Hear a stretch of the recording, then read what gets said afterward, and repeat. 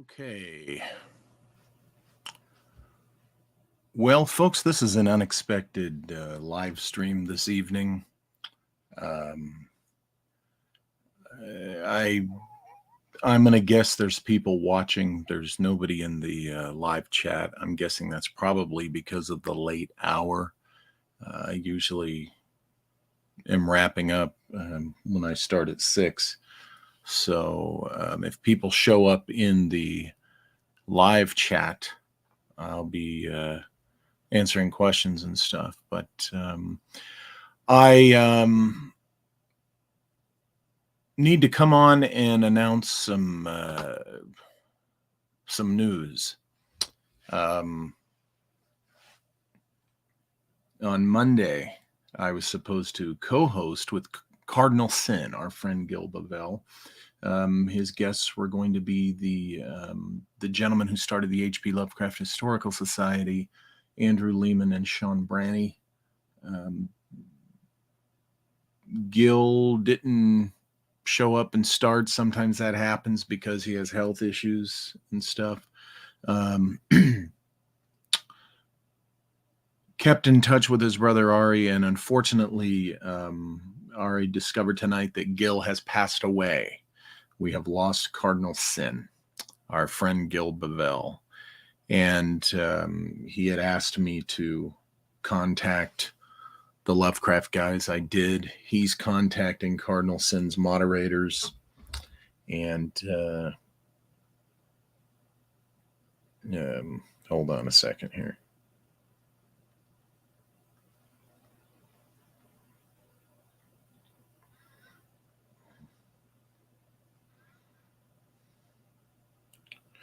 I'm sorry, I'm responding to a text.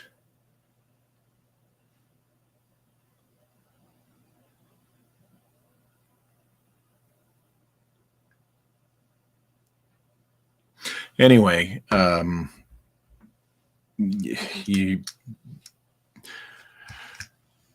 Gil's moderators will contact his subscribers, and Ari will, inform the other folks on social media.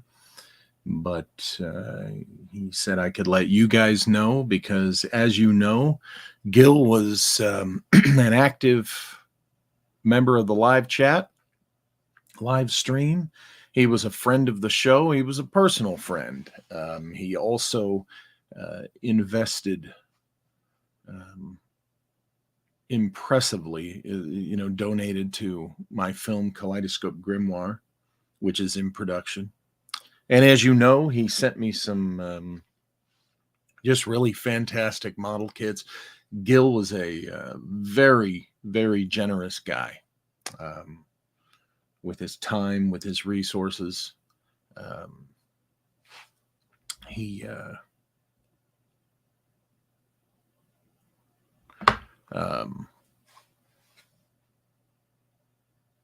I will probably, since, let me see, I don't think there's many people in the, oh, here we go. They showed up now. Okay, sorry, guys. I didn't see any of this. Okay, we have some people in the live chat now. Sorry, it wasn't showing up on my screen before. It didn't look like anybody was there. So, Gil,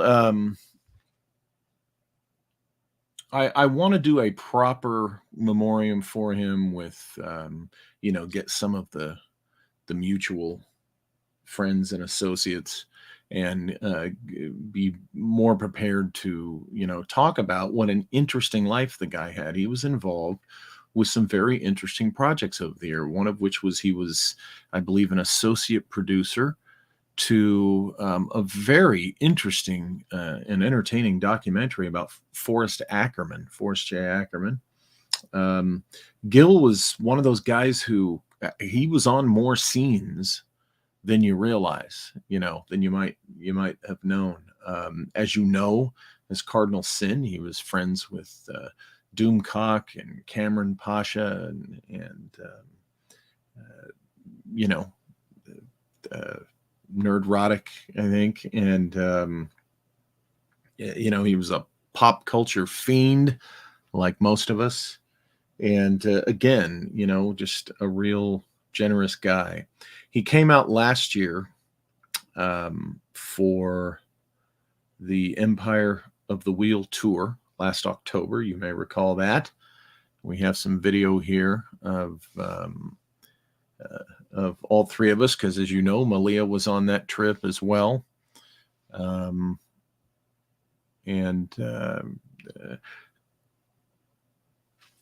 like I said, we're still just processing this.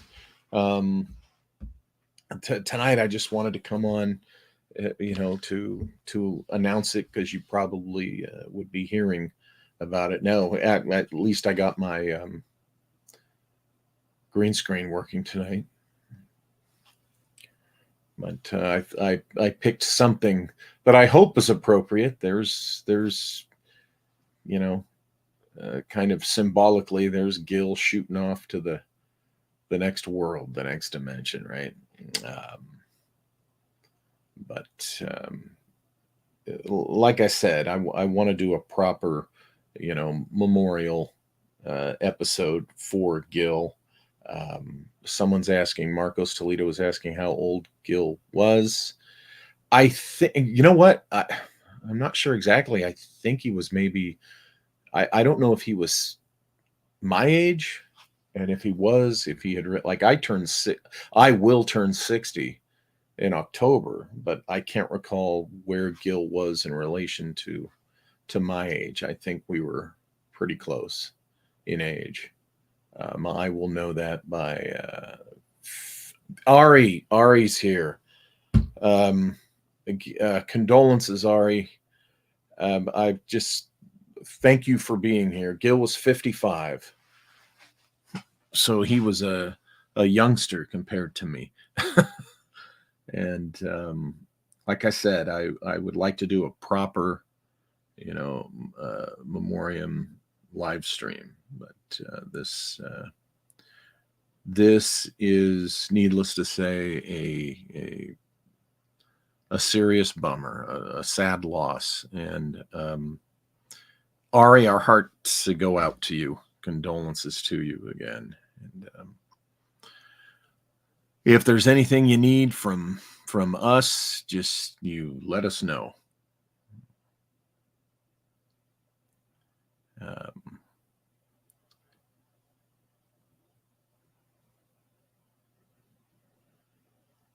Gil was, I know he was thinking about coming out for the Nimzicon, and he did make it out for the Empire of the Wheel tour.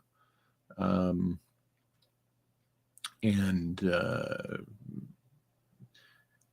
anyway, what can I say?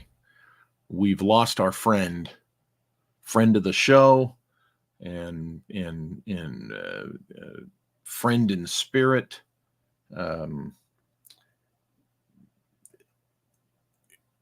He believed in the arts, very much so. That was, pop culture and the arts were, just a big passion with him. And, like I said, my film Kaleidoscope Grimoire really is happening because of Gil.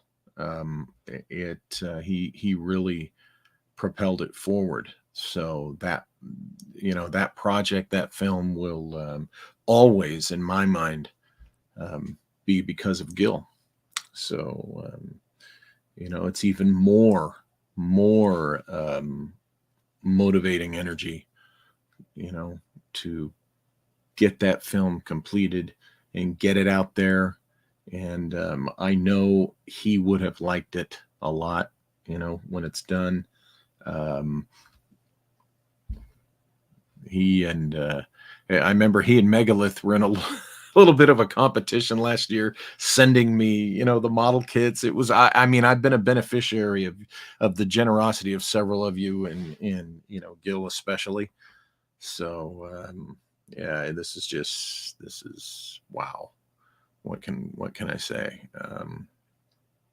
So like I said, what I will do is put together, for you guys, for the viewers here, because you guys, would all show your support whenever he'd have me on his show, and I loved going on Gil's show because he and I are both pop culture nerds to the extreme, and it was just always fun to go on there and talk about that stuff because I think sometimes um, you guys zone out on me when I talk too much about the films and things like that. But anyway, again, it's kind of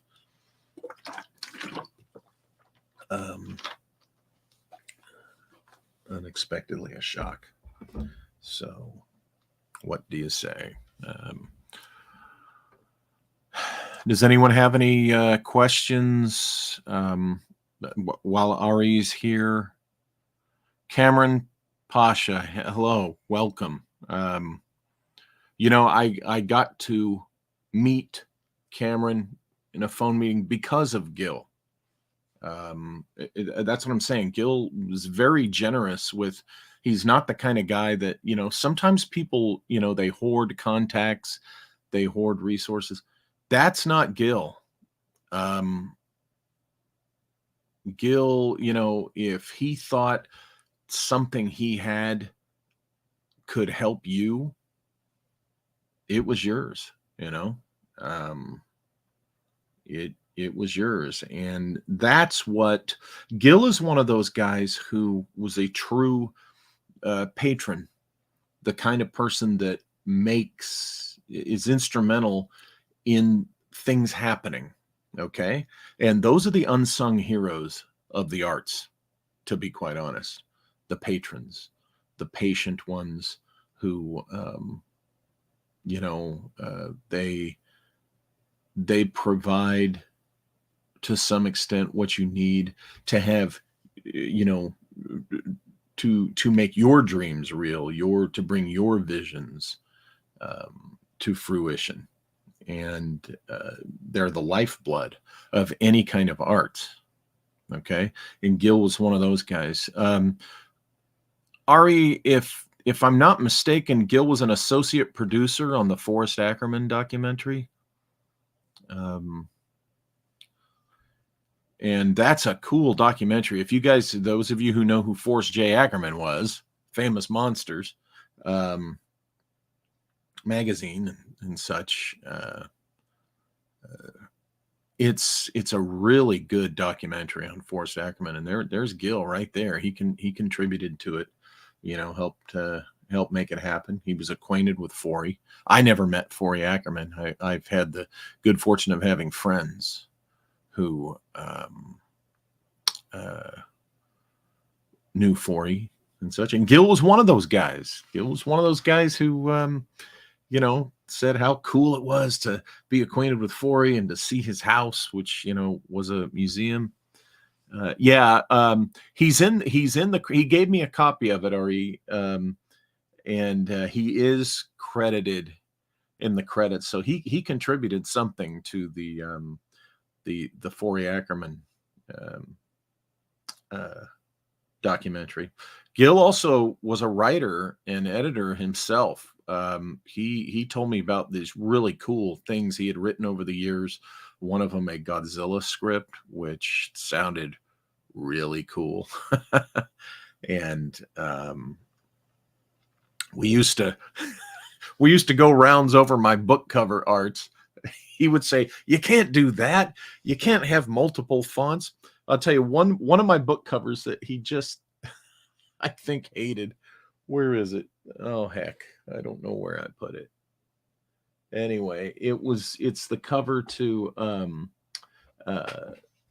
Destination Carcosa. Gil said, "You can't mix fonts." I hate that cover. Let me do your cover. And, we did that for a number of my book covers. And I said, I finally said, I like my book covers. Oh, well.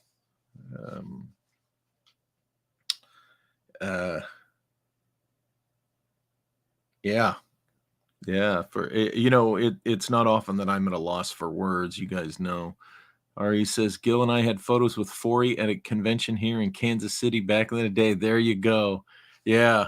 Yeah. Why is this important? Why does this mean something to us? Well, those of us who are in that age range where we were kids when Famous Monsters magazine was, out there every month, and the classic Universal Monsters, and Planet of the Apes was in its original incarnation. These are the touchstones to our childhood. Every generation has them. Uh, our generations were cooler, but it's one of those things which you can quickly relate to someone, you know. And Gil and I were in that age range where, Ari will tell you, he in same range there too, that we had these things in common that gave us joy when we were kids. And there are those sanctuary moments that you can get, when you're not a kid, when you're a graybeard. I should remember to look at the camera. And in pop culture in particular, I follow a guy, Max Conkey, who has a page, YouTube channel called Max's Models, and he's also in our age range, me and Gil and our age and stuff. And his comment is, our particular generation, so to speak, there was something about the pop culture during our generation that we have the coolest nostalgia. And of course, every generation, is going to think that, but we were the generation where we were small kids. I don't know if Gil even remembered the first run of Dark Shadows. I do. I was a wee little kid, but certainly Star Trek and the Universal Monsters and Forbidden Planet and such. And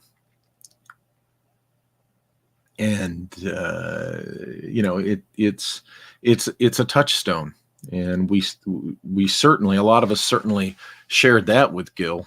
A love of these particular things, and being an Uber fan, right, or even like I said, a patron of these things, it helps keep certain pop cultural things alive. Why is this important? Well, that's where we draw our icons from. Again, Gil was from that generation that Star Trek ultimately for us will always be the original series.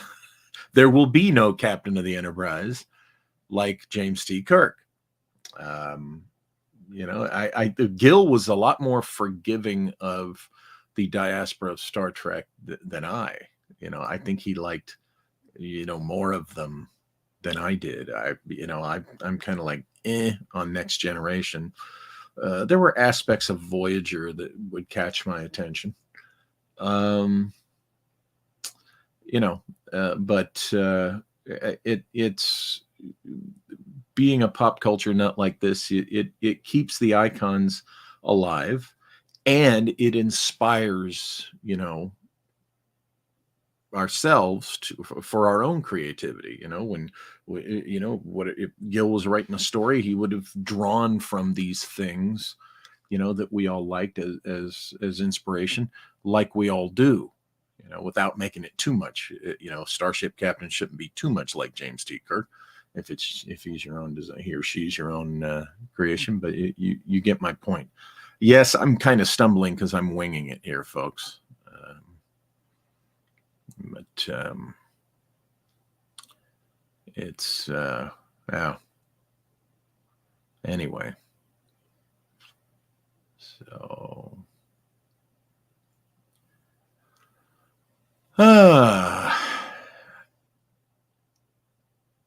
I recall when Gil came out for the tour, he he has his own way about him.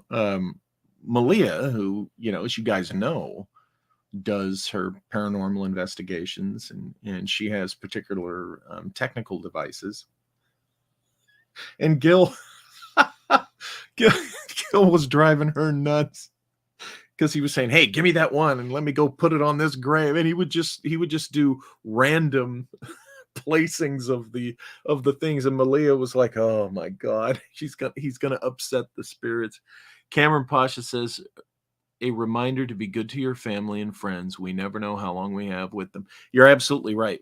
You're absolutely right there. Um, um, and I was looking forward Monday night to, anytime Gil asked me to do the show, unless I had an absolute conflict.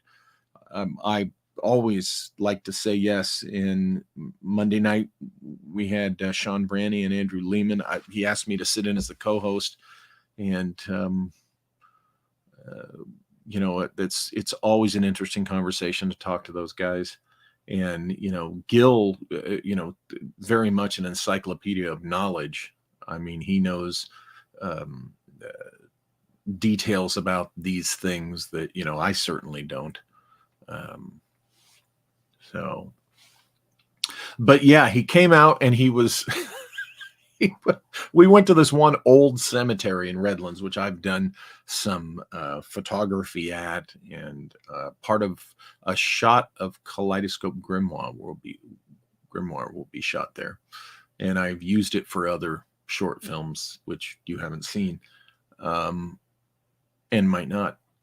Uh, and so we were there at this one crypt area, and Gil was just running around putting the device on random graves, and Malia was just like shaking her head like, "Oh my god, Gil."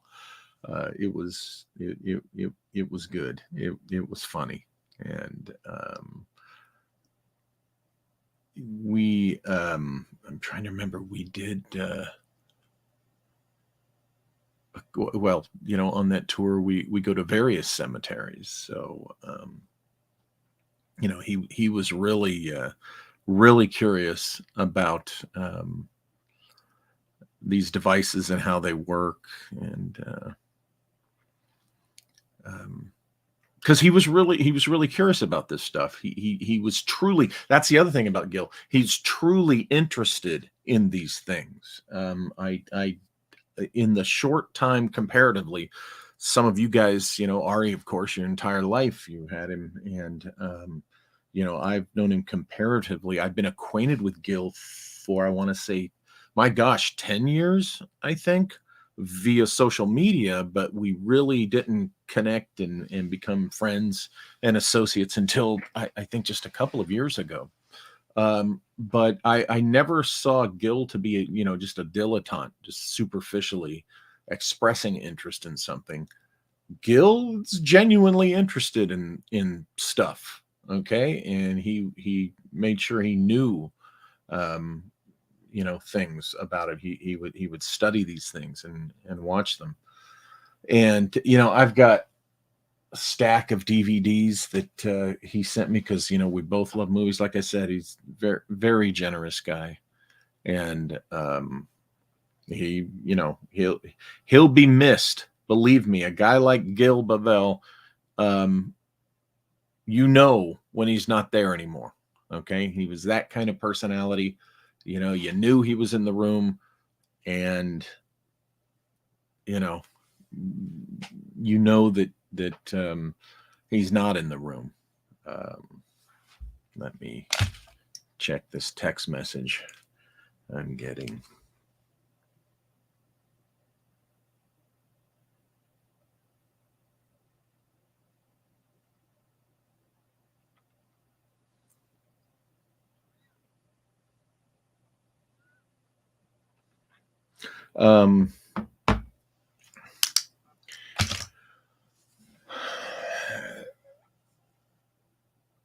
Energy too. Gil always liked to keep his live stream energetic. It's always fun. Um, always positive energy, and that's a good thing, particularly in this social media world. And uh,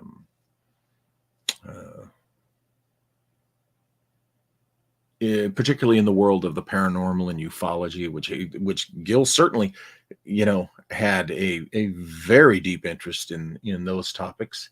But that is a community in a world where a lot of the folks in the media and the YouTube and live streams and stuff, a lot of negative energy. I've been guilty of enthusiastic critique, you know, um, which I've been tried to be careful to keep in check. And a few years ago, I kind of made the decision to try to curb my, what do you call it, acerbic, sarcastic, harsh critic voice. I there was an interview I read some years back with James Spader, and I've told people I know this, and it had a really big impact on me. And in that interview, he commented, he said, I reached a point in my life where I realized I could be right or I could be kind, and I chose kind.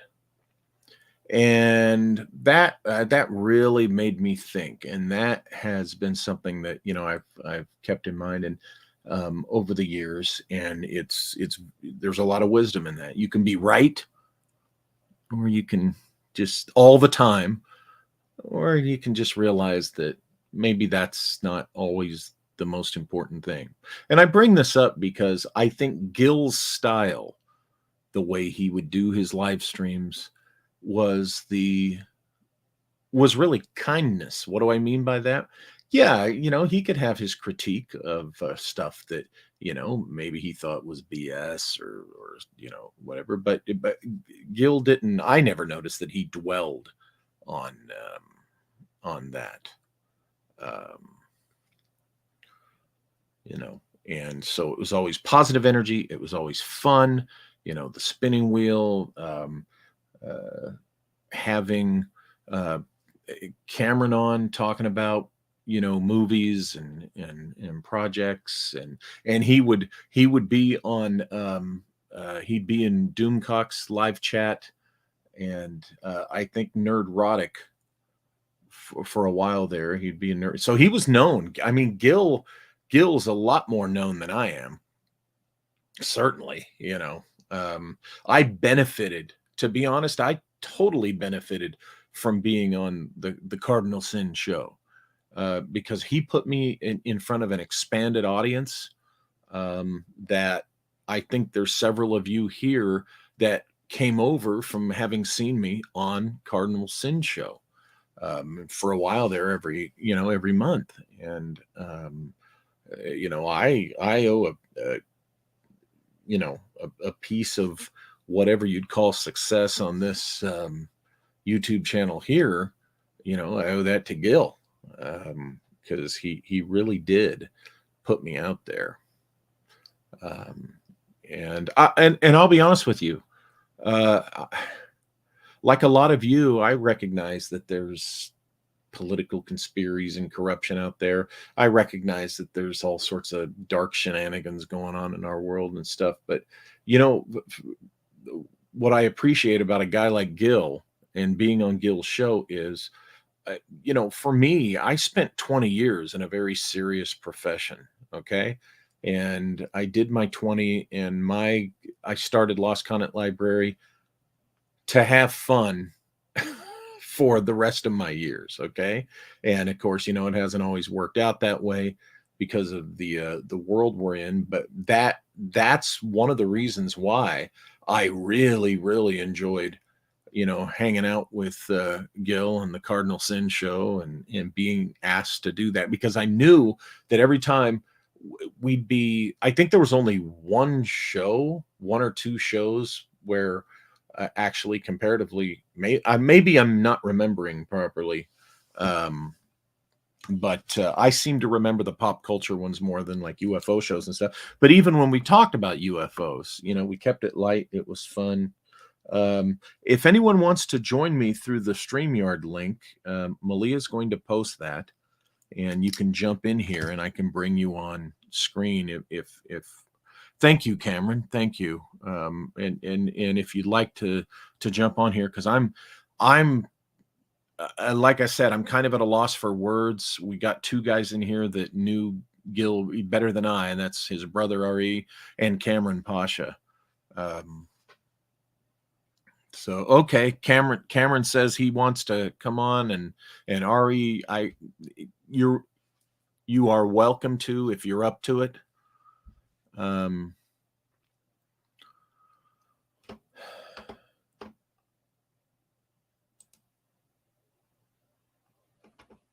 There's works. Okay. Did you Well, want to it be on? kind of works, but I got background noise and everything. Okay. I was just going to help you manage for people that come in. Okay. I'll take you off screen then, right? Kick me out. Okay. Thank you. Okay, there we go. There we go. So as people pop up to come on, can share more. And I know it's late, but we don't control when these things happen. And I think it's important to acknowledge when they do.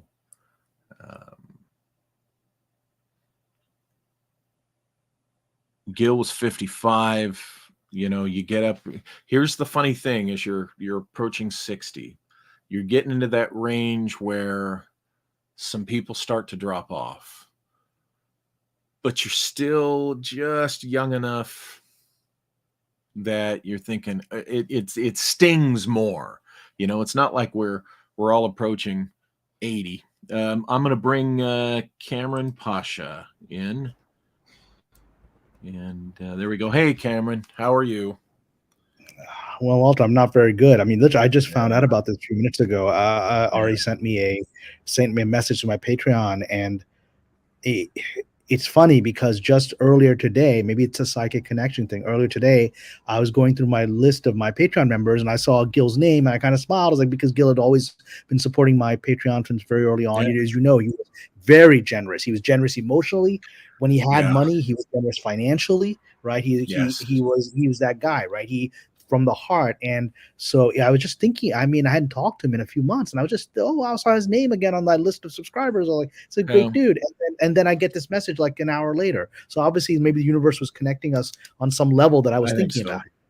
Yeah, I think so. I think these things happen. And knowing Gil, he's probably out there going tap, tap, tap on our heads. Come on, you guys. Well, he may have done that. But look, I mean, I did talk about movies and things, but we also did several YouTubes on. He had multiple channels. We did several stuff on his paranormal, and I'm very much into the paranormal. I go on ghost hunts and things. I think I have a decent amount of knowledge. But this guy, as I mentioned in the chat, Cardinal Sin was like an encyclopedia. Anytime I would say, well, here's this theory on the nature of banshees, he'd be like, yeah, here's this guy. And he always had an answer. Like he always knew a little bit more than I did, right? Yeah. He could tell you, you're right. You'd say something about something and he would tell you more about it. And it was always spot on. But wow, like I said, he was such a big personality that you like I said a few minutes ago, you feel him gone from the room, so to speak, and I mean, I don't know if he's going to be able to come on. He was very emotionally hit. I told our friend Mexican Iron Man, who's known him longer, Mike, who's a good friend. And so just before I came on, I spoke with Mike on the phone. He's not able to process this right now, but I told him if you're able to come on, he has this link.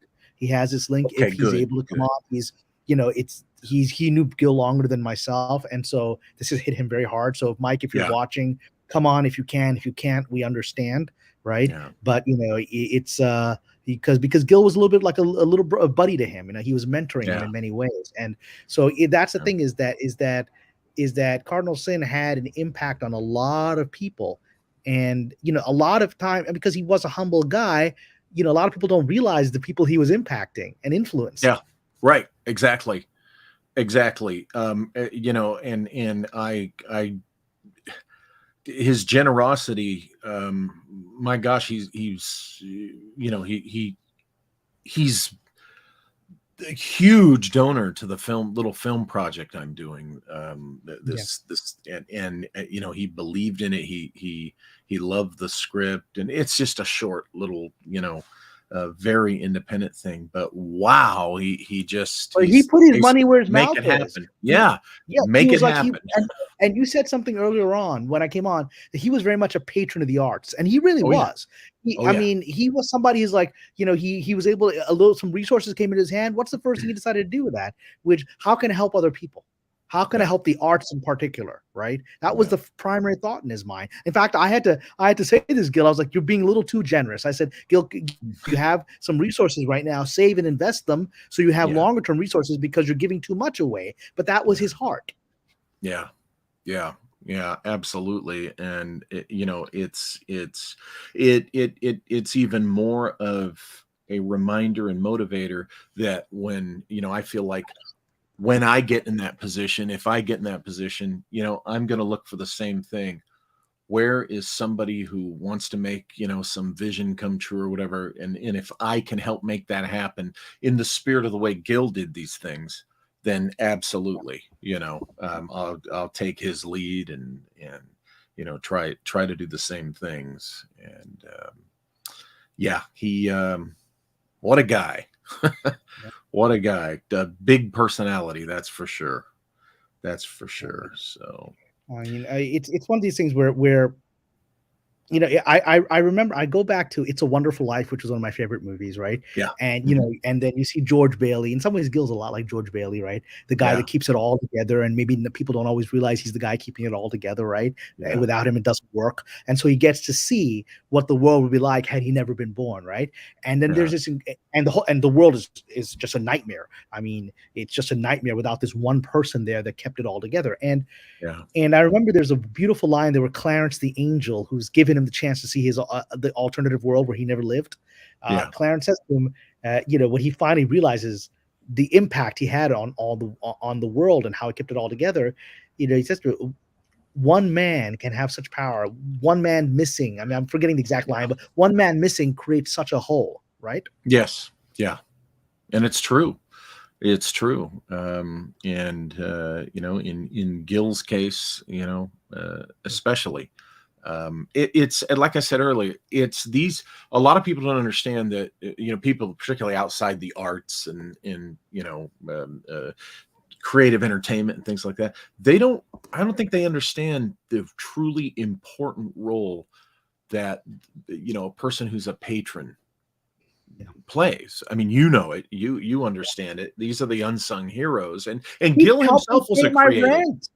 He Oh helped my wow, pay my yeah, rent, and I was struggling at certain times. We got a strike going on, got all kinds of stuff going on. I'm a screenwriter. There are great moments, there are bad moments, and yeah, he's there like supporting me like at a high level Patreon, and he helped me, keep going for a while.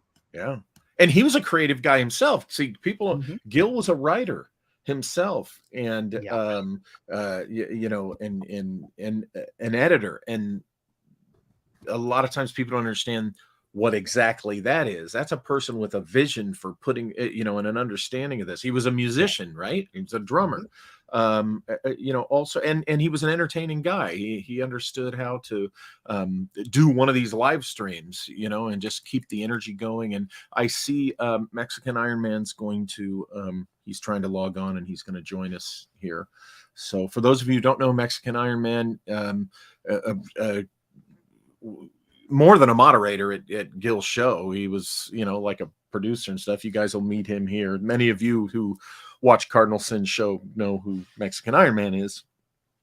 And so he'll be on here shortly. But yeah, yeah, wow, I'm still kind of what the heck, Yeah, I what mean, to it's well, I, say. I let everyone on my Patreon know there's some people coming from my Patreon onto your channel.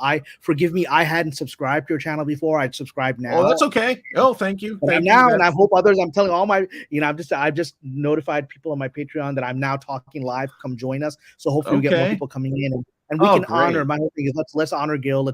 Because you're the one telling Yeah. the world right now. I mean, when I got the message from Ari, I was like, has there been an announcement from the family? I mean, how do I tell people about this? And he said, you're on live right now. So I immediately came here. Yeah, it's there. See, there goes Gil bringing more people to Yeah, somebody else's live stream. Hey, yeah. all right. Um, yeah, he just you know again the generosity, the vision. Um, it still cracks me up. Like I said earlier, the debates we'd have over book covers and just like a couple of creative guys who think they know how it ought to be, So would actually, would talk. let me. I'm going to step off for a second. I'm going to go for someone Okay. who knows Gil. Just text me. She doesn't know what happened. Give me a moment to tell her. Okay. Okay. All right. No So I'm problem. going to No just go off problem. screen for a second and. Okay. All righty. So, yeah, guys, I'm sorry if I'm stumbling around, but this is just one of those things where, you don't really have a, a script or even a mental script for, for this. Cameron is right. Boy, the generosity to a fault. And what we have to do is, when somebody is that generous um, to creative projects, those creatives, those artists, those people, doing those projects, you have a responsibility to follow through with these things. Okay, that's what the generosity was all about. It's the generosity is about the spirit of, that person wanting to see you, you know succeed with your creation. They want to see the thing be. And there's so many forces out there that are energized to get in your way and discourage you and keep you from doing that. That when you get an encouraging spirit like Gil, okay, um, a generous spirit like Gil, it just really, you can make anything happen. And certainly his contributions, to me, um, have fueled, um, in particular with the film, a project that, quite frankly, in certain ways, is beyond my present means. You know, um, but it's an inspiration, and Gil understood.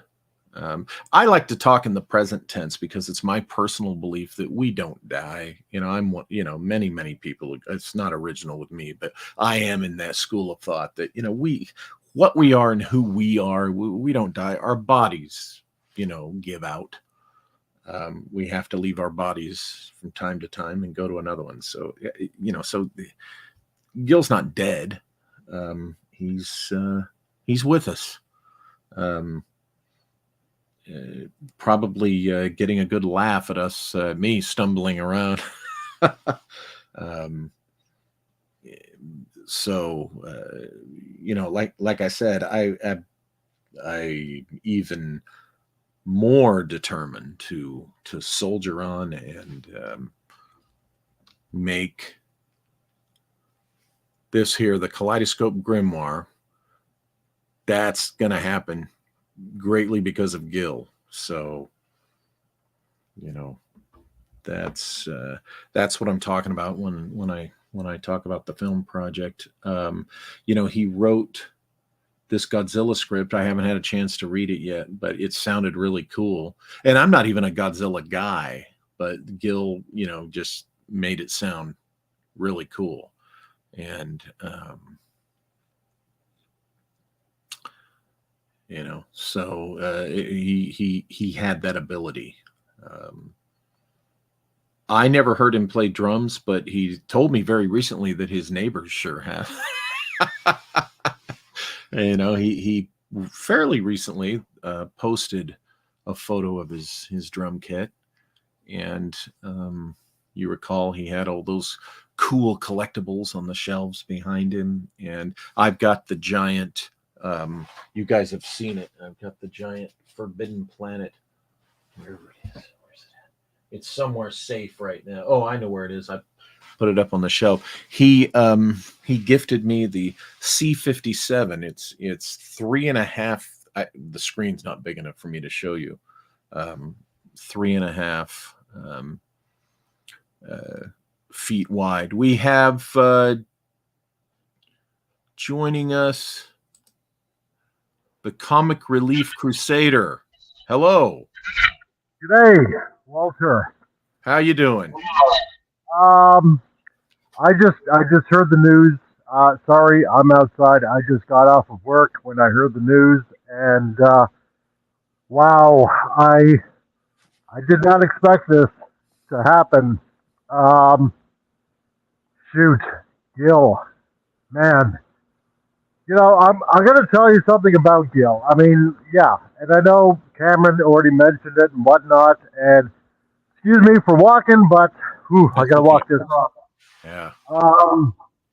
Yeah, Gil was extraordinarily generous, and I'm going to give you one incident because, well, I mean, let's face it, this can be his wake or whatever you call it, but last year, around July, my family and I we were in a situation. We were being kicked out of our home, and we were trying to apply to a program that would actually allow us to get into our own home up here, and I'm up here in Alberta, in Canada. Yeah. And I needed to raise basically $4,000. And I still got that conversation, man. And he said, "You know what? I will give you the money."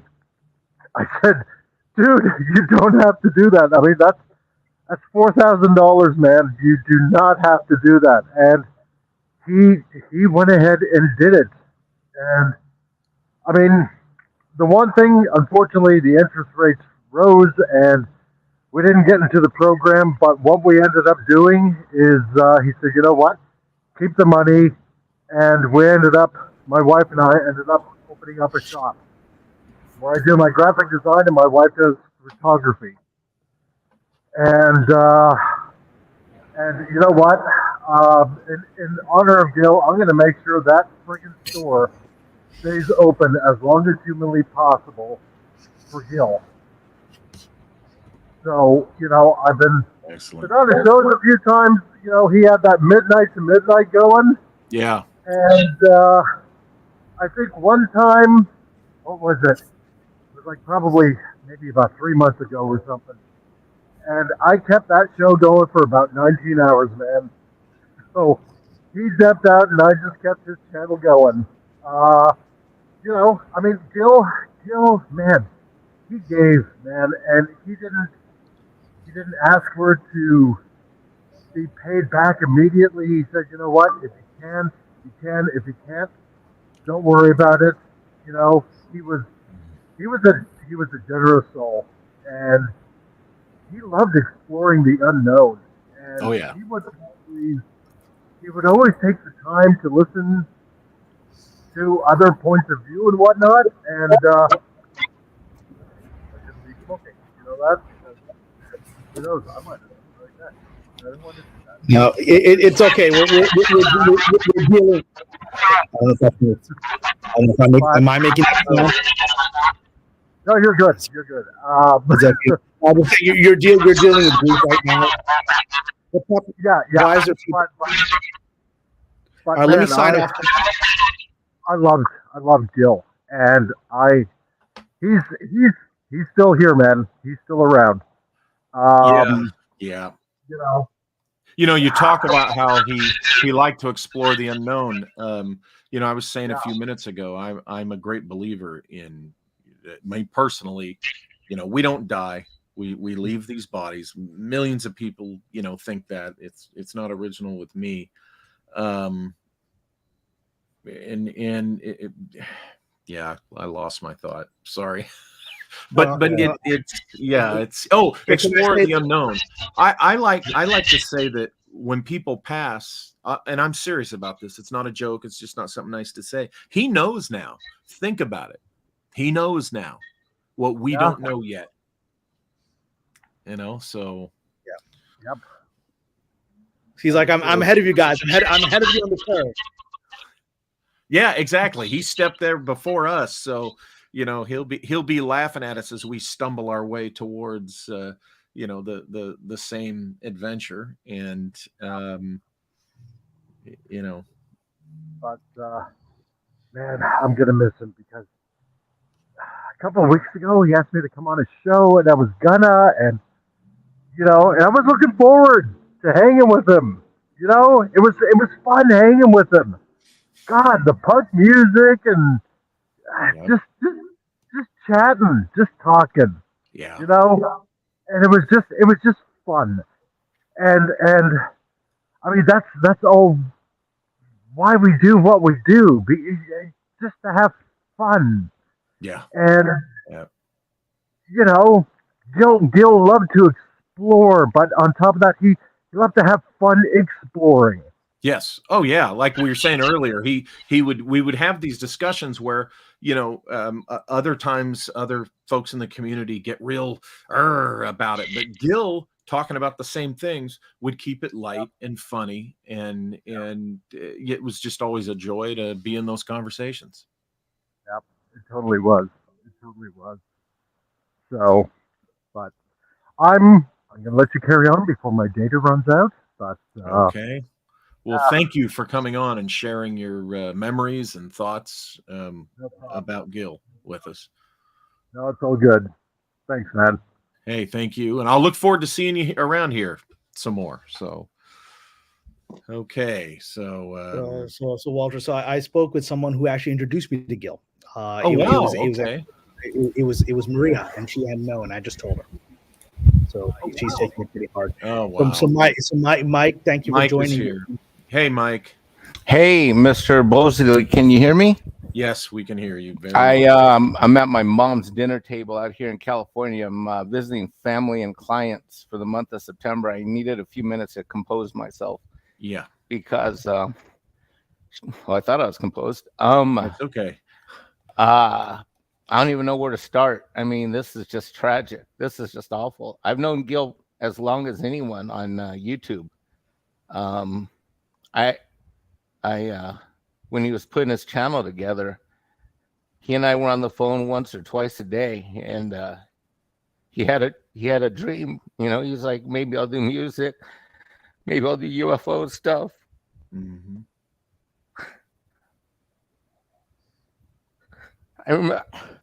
I remember when we booked you for the show.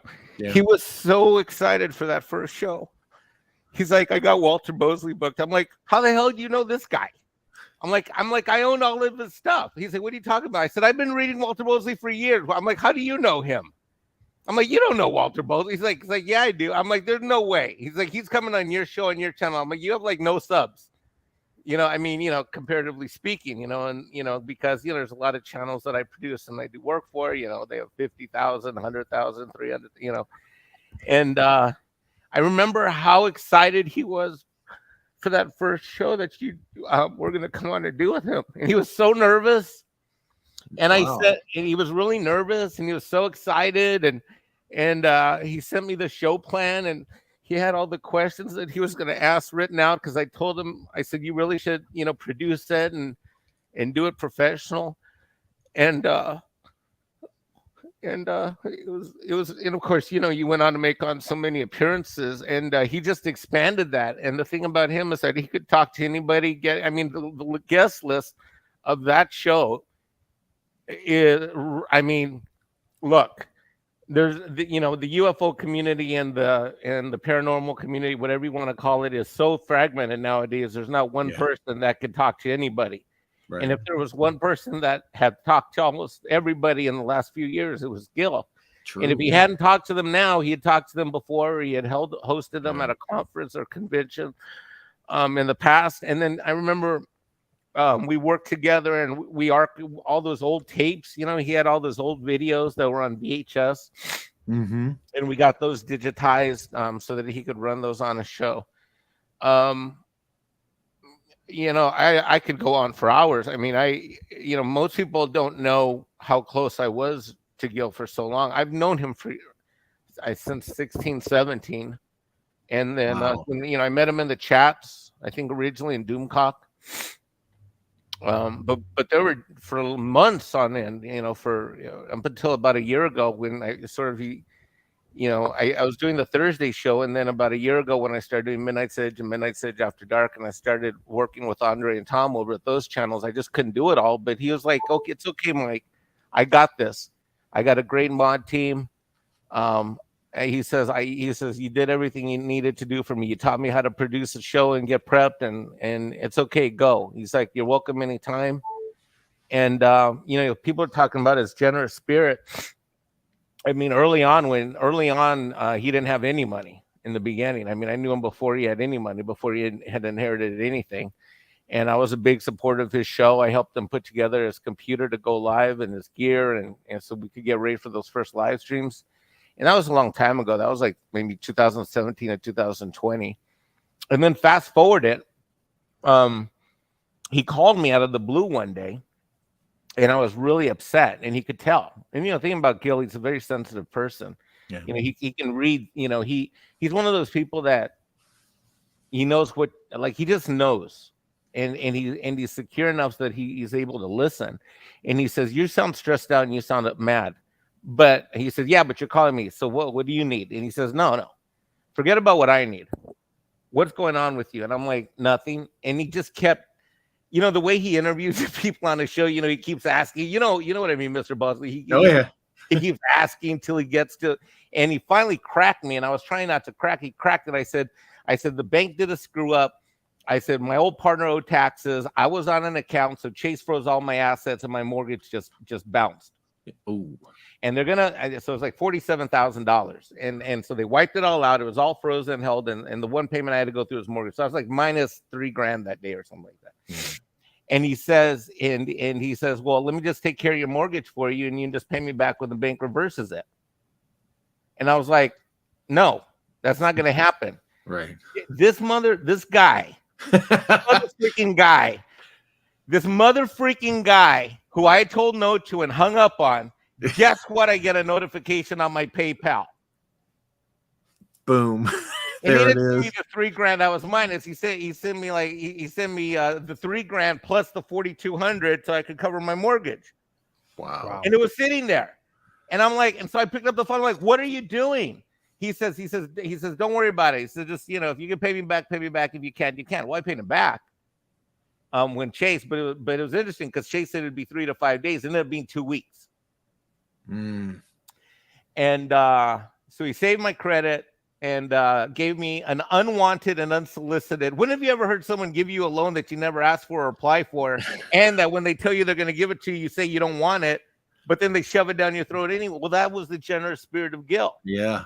And it happened on a random day. I'm sitting there frustrated and upset. I'm yelling at the State Board of Equalization, trying to prove that me and my partner in this California company that the state I don't even live in anymore, that these aren't my taxes. I'm faxing Chase. I'm faxing the state board. They're saying that, the guy in California is like, okay, we see you don't know it. We're going to fax Chase. The people at Chase say it takes 3 to 5 days. They got to verify it.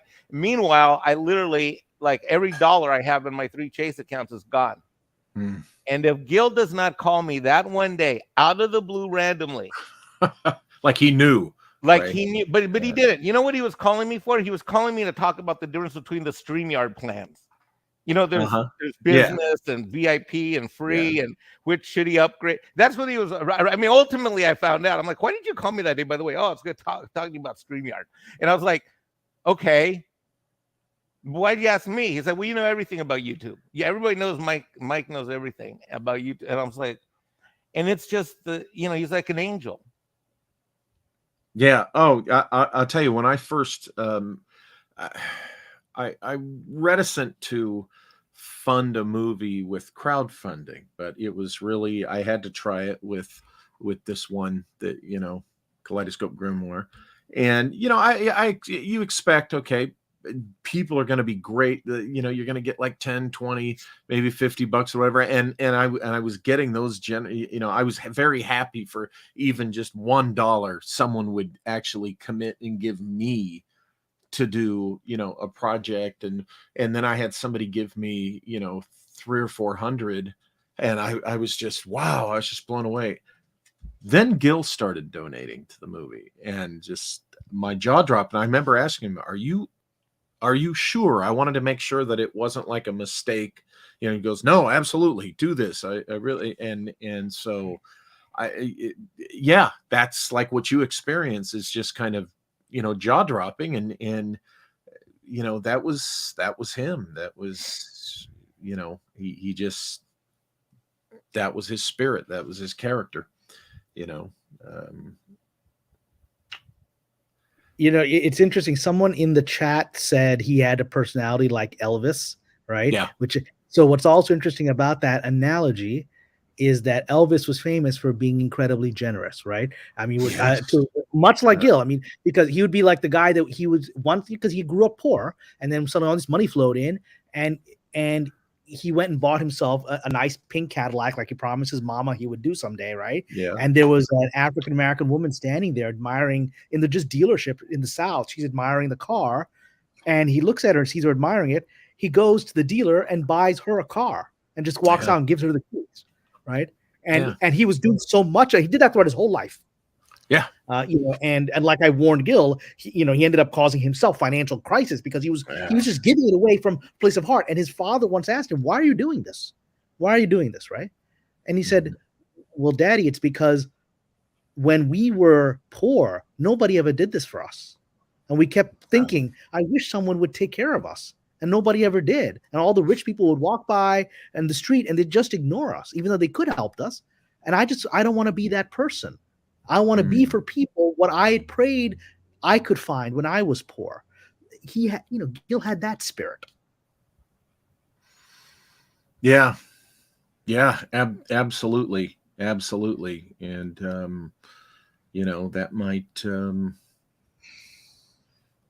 that might be why, he went before us sitting here, because, maybe we still have a lesson to learn from him. Each of us, a different lesson or in some way. That's the way I look at it. I'm a philosophical kind of guy where that's concerned. Well, you got two Sufis on your channel. If you don't know, Mike and I are part of the same Sufi mystical order. So you got two Sufis. Okay. I see a discussion in the future. And Mr. Bosley, probably the only thing that I've ever gotten in a fight with Gil about is the existence of God in the various religions on earth. Which was because he can be a bit of an atheist sometimes. Yes. Or he was like an atheist, like Fox Mulder. Like Fox, if you remember that show, the whole thing, Fox Mulder was the atheist, but he believed in all the paranormal stuff. And then Gillian Anderson, Scully, and she doesn't believe any of the stuff, but she has her crucifix and she believes in God, right? Right. Yeah. And you need both sides. Yeah, that's exactly it. He said, I remember the one show we're doing one show. You weren't the guest that night, Mr. Bosley, but call me Walter. Call me Walter. So it's kind of tough because I've seen your name in your works. Book covers. But he's also just an old school gentleman. That Mike is an old school gentleman. That's who he is. So yeah. And the thing is like one time we got off of a show and I just said, okay, wait a minute. So we just had a conversation about maybe this is Jinn, maybe this is interdimensional, da da da da da da da da. And I'm like, but you're an atheist. He's like, well, yeah, but who's to say I'm right now? Well, and I'm like, you're wrong. And I went into recruiting mode. It's the only time, like Cameron, I went into recruiting mode. I went into Sufi recruiting mode. I thought I had him, but the only thing I've ever fought with him on is like that stuff, the spirituality and the existence of God. Well, and I would say, and again, maybe I'm being presumptuous to speak for Gil here, and he's probably watching and going, hey, no, I'm on the other side now. I'm figuring it all out. But let me be presumptuous for a second. I would think somebody like Gil, when he defines the word atheist, what he's saying is I don't believe XYZ religious dogma of any a particular tradition. But, he's not a materialist. That's a different thing. A materialist only believes what the five senses can show and doesn't believe in anything outside of that, right? And, there are Buddhists who are atheists, as in a god is not part of their theology, but they're talking about transcending consciousness in nirvana, and they're talking about what we as Sufis would say is uniting with Allah, right? The infinite, right? They're using a different language, and I think it's a lot of people who are having these arguments are just arguing about language and definitions of words, Yes. right? And that's where, and we're all experiencing reality. And a Sufi master once said, the great a Sufi master from India, Hazrat Inayat Khan, once laughed and said, "Oh no, nobody's actually an atheist. It's just a word. Nobody's actually an atheist." He said, because that if that was true, they would deny their own existence. They would deny the existence of their own consciousness. Nobody actually believes that. They might even say they do, but they don't. It's just words. Well, this is it. This is very interesting to me because one of my personal historical heroes, who I've written a book about, Sir Richard Francis Burton, himself was a Sufi devotee, and so I gotta pick your two brains here. Oh, we got a Mexican Sufi, a Pakistani Sufi. Well, why don't today we're going to honor Gil, but I would love to do a video with the three of us talking about Islamic mysticism, Sufism, and we'll honor Gil for that as a separate video. I think he'd enjoy watching it. Oh, absolutely. Yeah. Tonight's about Gil, and this is Gil bringing people together. Yeah. This is what Gil is happy with this right now, hearing us go, hey, let's meet up, in the future and have a discussion about this thing that we have an enthusiasm for. That's Gil. It is follow your enthusiasms, because he certainly did, and he'd like to see other people do it too.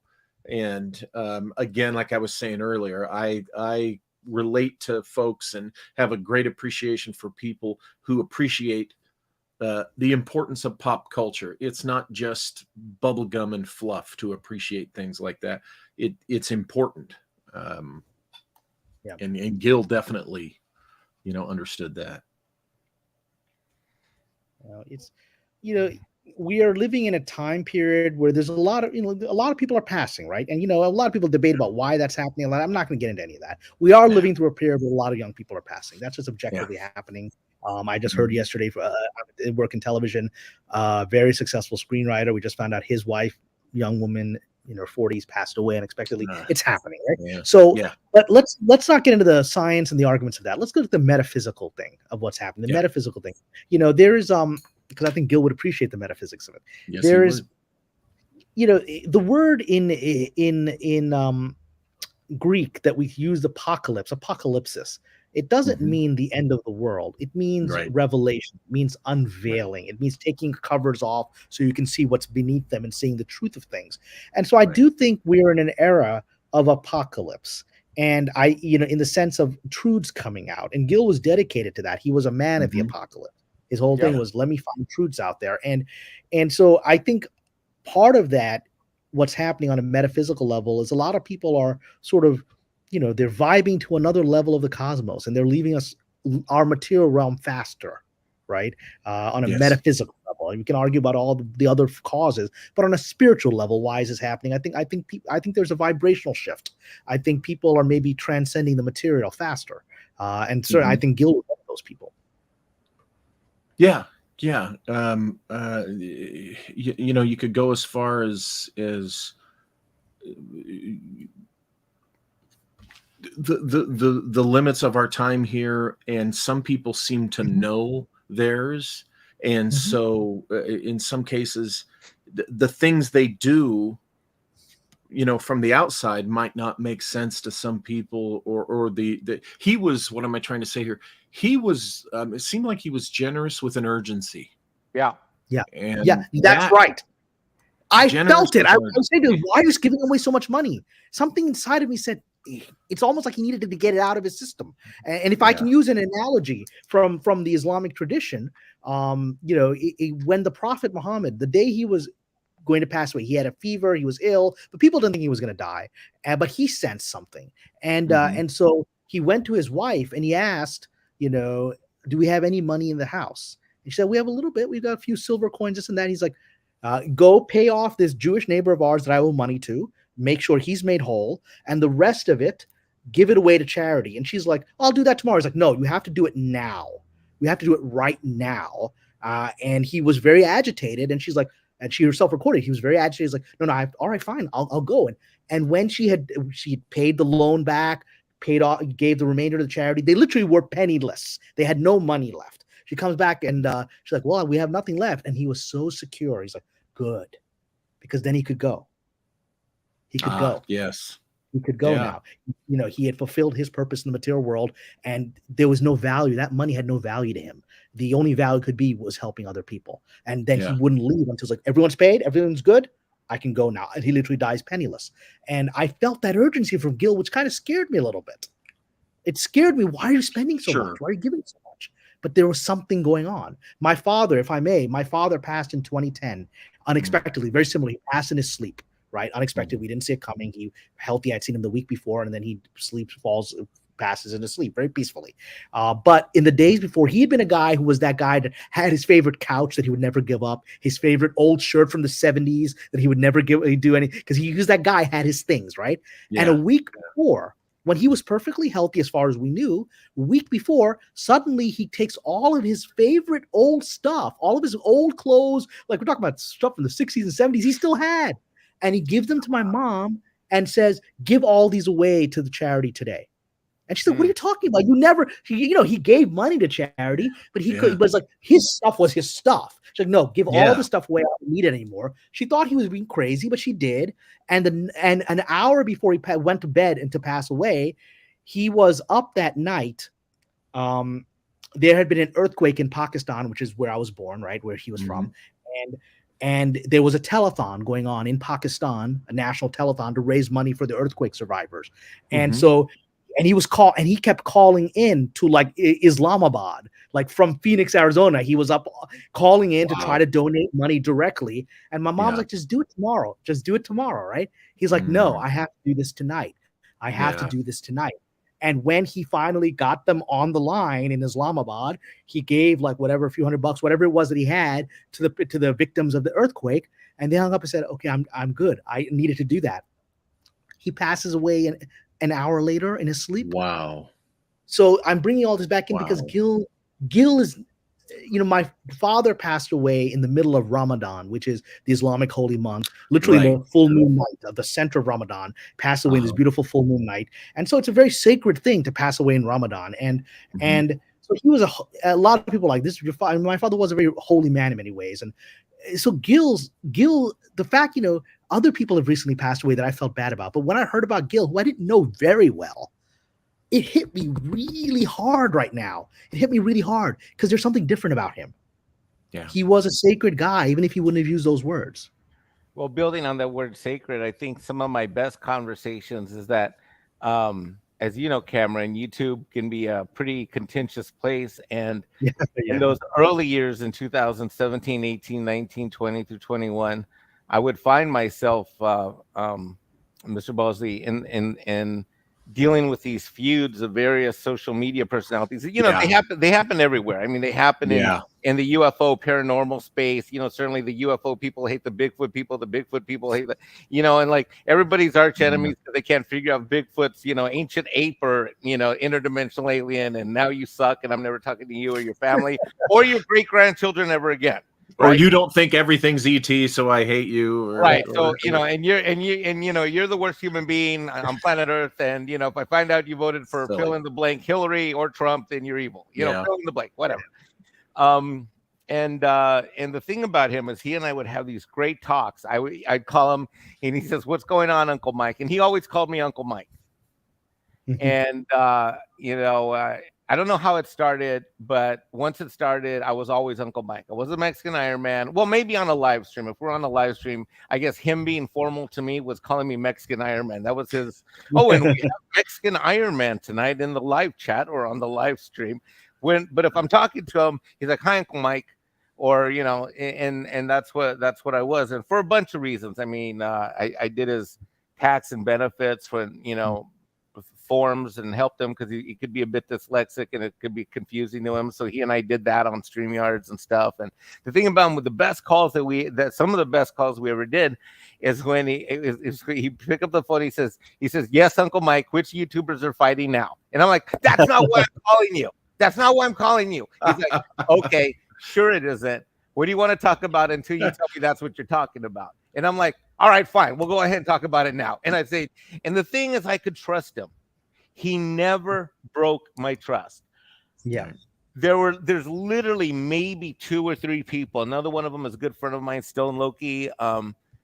But the list of people that I can truly say something to, and I know they're never going to repeat it, is a pretty short list. Just like it always is in life. It's always about maybe 3 to 5 people if you're lucky. And I could have these talks with him, and he'd sit there and listen, and he would just ask questions. So how are you going to handle it? So are you going to unsubscribe or turn off your membership from that guy? Are you going to, and he let me get it all out. He would just sit there and just let me vent and let me talk. And then at the end, and at the end, he would say something like, "What do you think?" He said, so what do you think you should do now?" And I'd say something, and then he's like, "Okay." And it's weird because I would hang up the phone and I would walk away going, "God, that's the best advice I ever got." But he never told me what to do. He just asked questions, was open to listening. He would challenge you. He's, like I remember one time there was this big fight, and I won't call out which 2 in particular YouTubers they were. It was about 3 or 4 years ago, but they've since never spoken again. But he'd say, he would say something like, "Well, which thing that both of these guys did made you more mad?" And I get it out, and he's like, "Well, are you mad for yourself, or are you just mad because they're mad at each other?" And I'd be like, right. I think I'm mad because they're mad at each other. He's like, "Okay, so you're not really mad at them, are you?" And I'm like, "No." So then why would you unsubscribe and walk away? And I'm like, yeah, you're probably right. He says, "Well, if you're just mad that they're mad at each other, then maybe you should just talk to them and see if they'll talk to each other."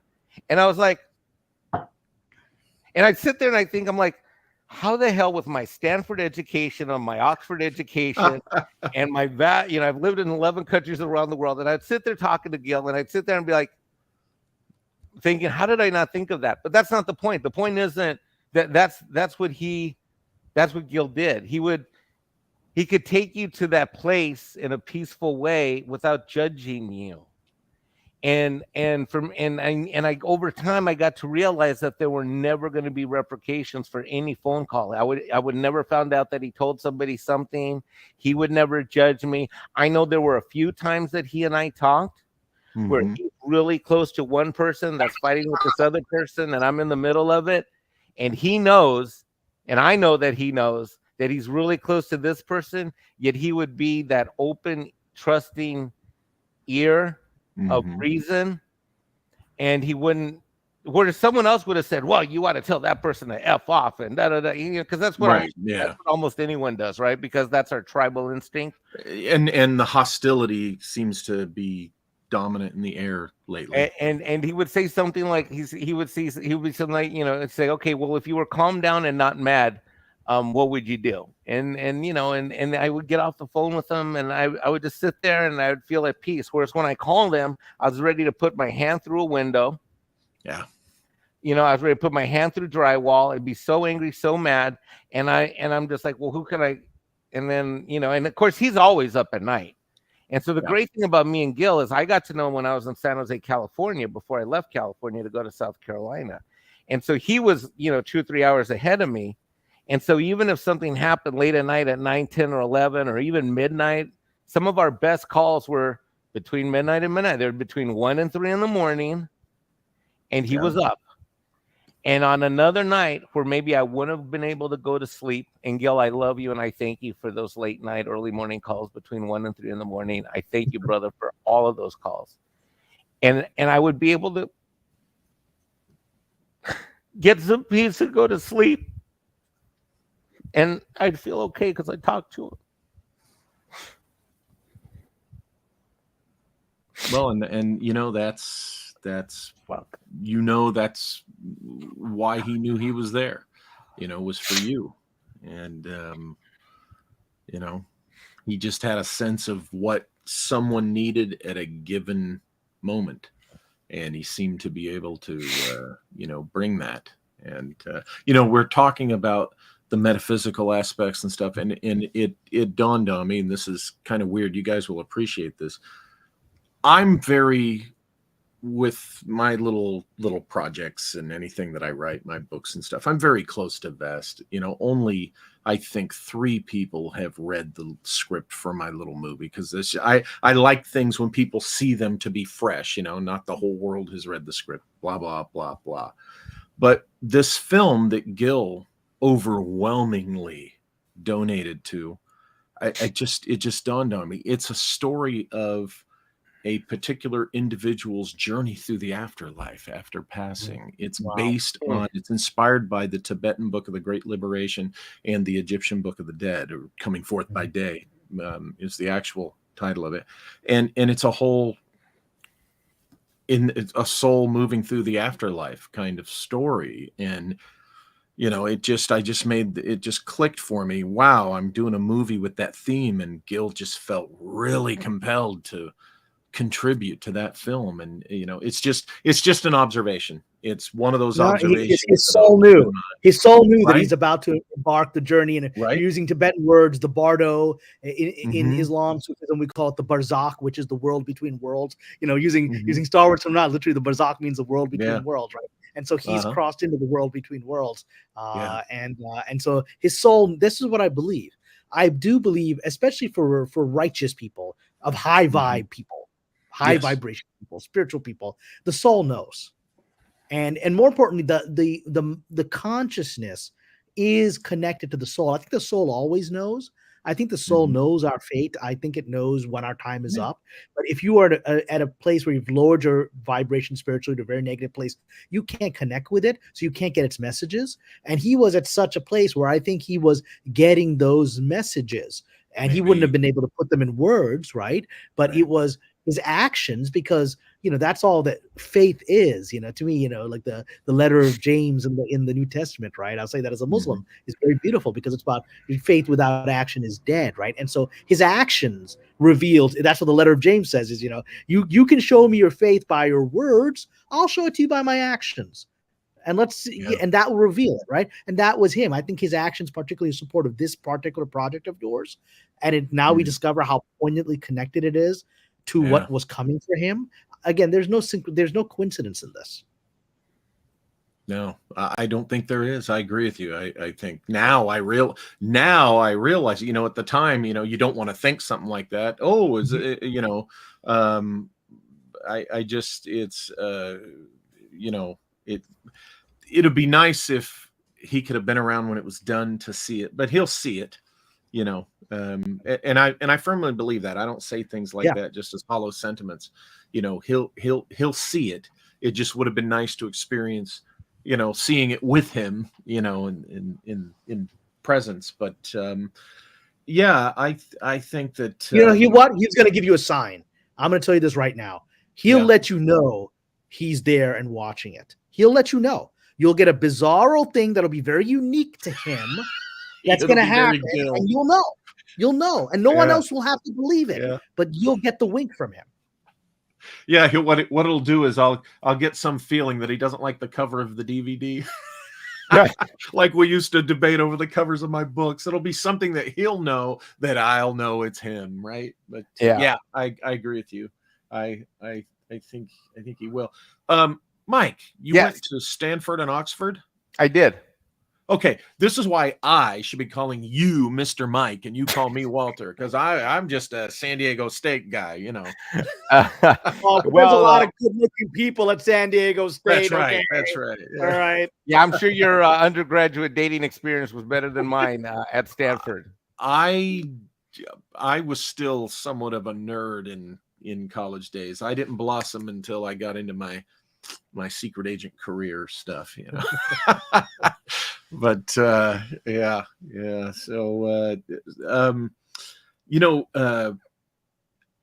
I'm sure Gil told you guys about his I was talking about his Godzilla script earlier, and I'm a huge Godzilla fan. I know you're not, right?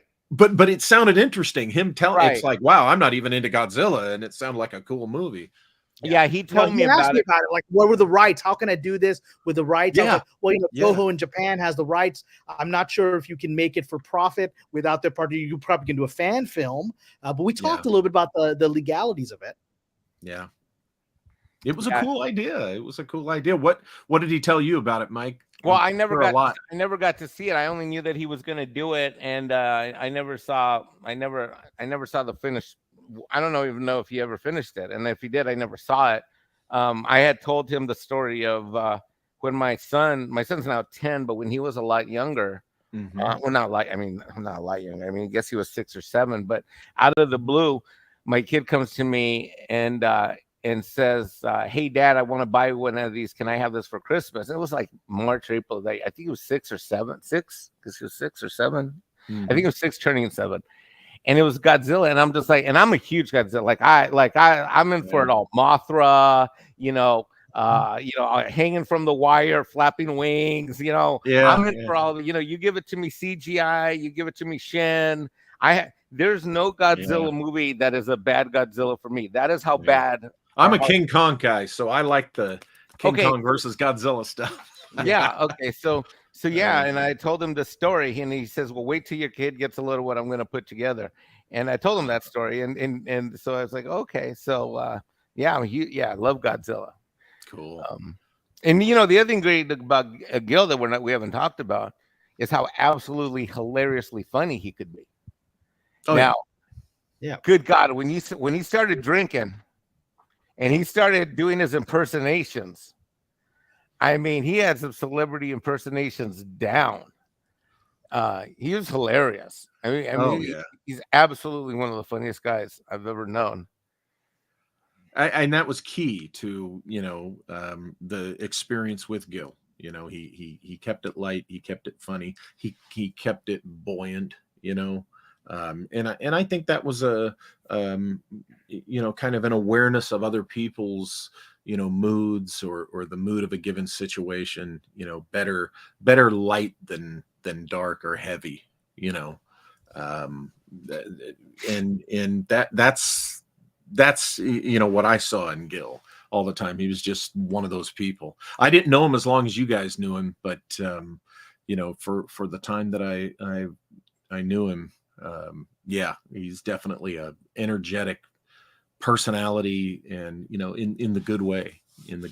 Definitely. So you didn't know he was super nervous before that first show on his channel? No, because quite honestly, you got to understand, I'm somebody who I saw going on his show as, oh wow, here's a guy that has a bigger reach than I have, and he wants me to be on his show, and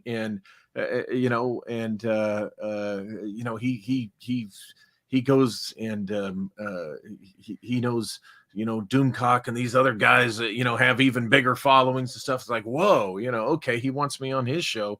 Cool. I must have done something right. But that's the way I am. I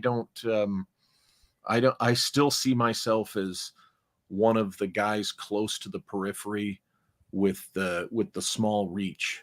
That's how I see myself. So no, I had no idea that he was excited. That first show there were at least 2, if not 3 drafts of the show plan for your first appearance. I wish I had them handy right now on this laptop. I think they're on my other computer back in South Carolina. But I mean, there were at least 2, if not a third draft of questions and timestamps. I mean, you never saw it because it was on another window that was never in StreamYard. But yeah. Well, he certainly made stuff seem a lot more effortless than, it just seemed like it was very casual and just very easygoing to be on with him. And it was just 2 guys BSing about nerdy stuff that we liked, or hey, what's the latest thing you wrote? He had a gift of he had a gift, and Gil, I'm going to sell you out, and just smile at me when I do this. This was his gift. So while the show was going on, like in for at least a couple of appearances that you did, I know because I was there behind him, but generally so there would be the show plan, and you can't see this window because you're in the show, you're in the StreamYard, but he would have these lines, these key questions, key topics he wants to cover, and so what he would do is wait till the conversation got there, and then he would say, so at this point in your career, did you decide that you were going to go into but the thing is, the thing that he would mention, whereas it seemed like it was natural, he already knew that he wanted to do, but he had the patience. He knew you. and you'd studied, you Yeah. read your books, and and all that, so that when the moment came, it's a lot like watching them do those live streams, especially like the past year. It's almost like watching like a figure skater or like a basketball player. The Yeah. pass comes and they know how to lay up or shoot, and so it seemed natural and it seemed free flowing, but there absolutely was always like Wow, that's roller coaster. impressive. That Yeah. really, I didn't know. And I'll tell you, you're talking about how, generous he is, not just with the film, but he would pay to, I would get paid to be on his show. Right. Because That was he's right. That was the appearance fees. Right. yeah, the Oh, yeah, he appearance would fees, do that. I was surprised. right? I Yeah, wouldn't turn them down. I'm like, sure, that's very generous of you. Nobody else That- offered that to me. that- but I was like, that- if that- you're offering, I'll take it. But I was like, wow, that's very strange and unique. Very Yeah, early- but it showed respect. It showed respect. because my show's not monetized, and Right. I mean, everybody comes on it just out of their generosity. But I got to tell you, when he was having me on that, once a month, there were months where that bought the groceries for a couple of weeks, or that kept me from being late on something that I would otherwise might not have been able to pay. And Because you're an artist, you're a writer. You're right, just like I am. I mean, I've had 2 years. I've had the last few years have not been great years for anybody, or for all of us. No, that's the thing. And then the stupid strike happens, and everything else we're trapped in. And so, Yeah.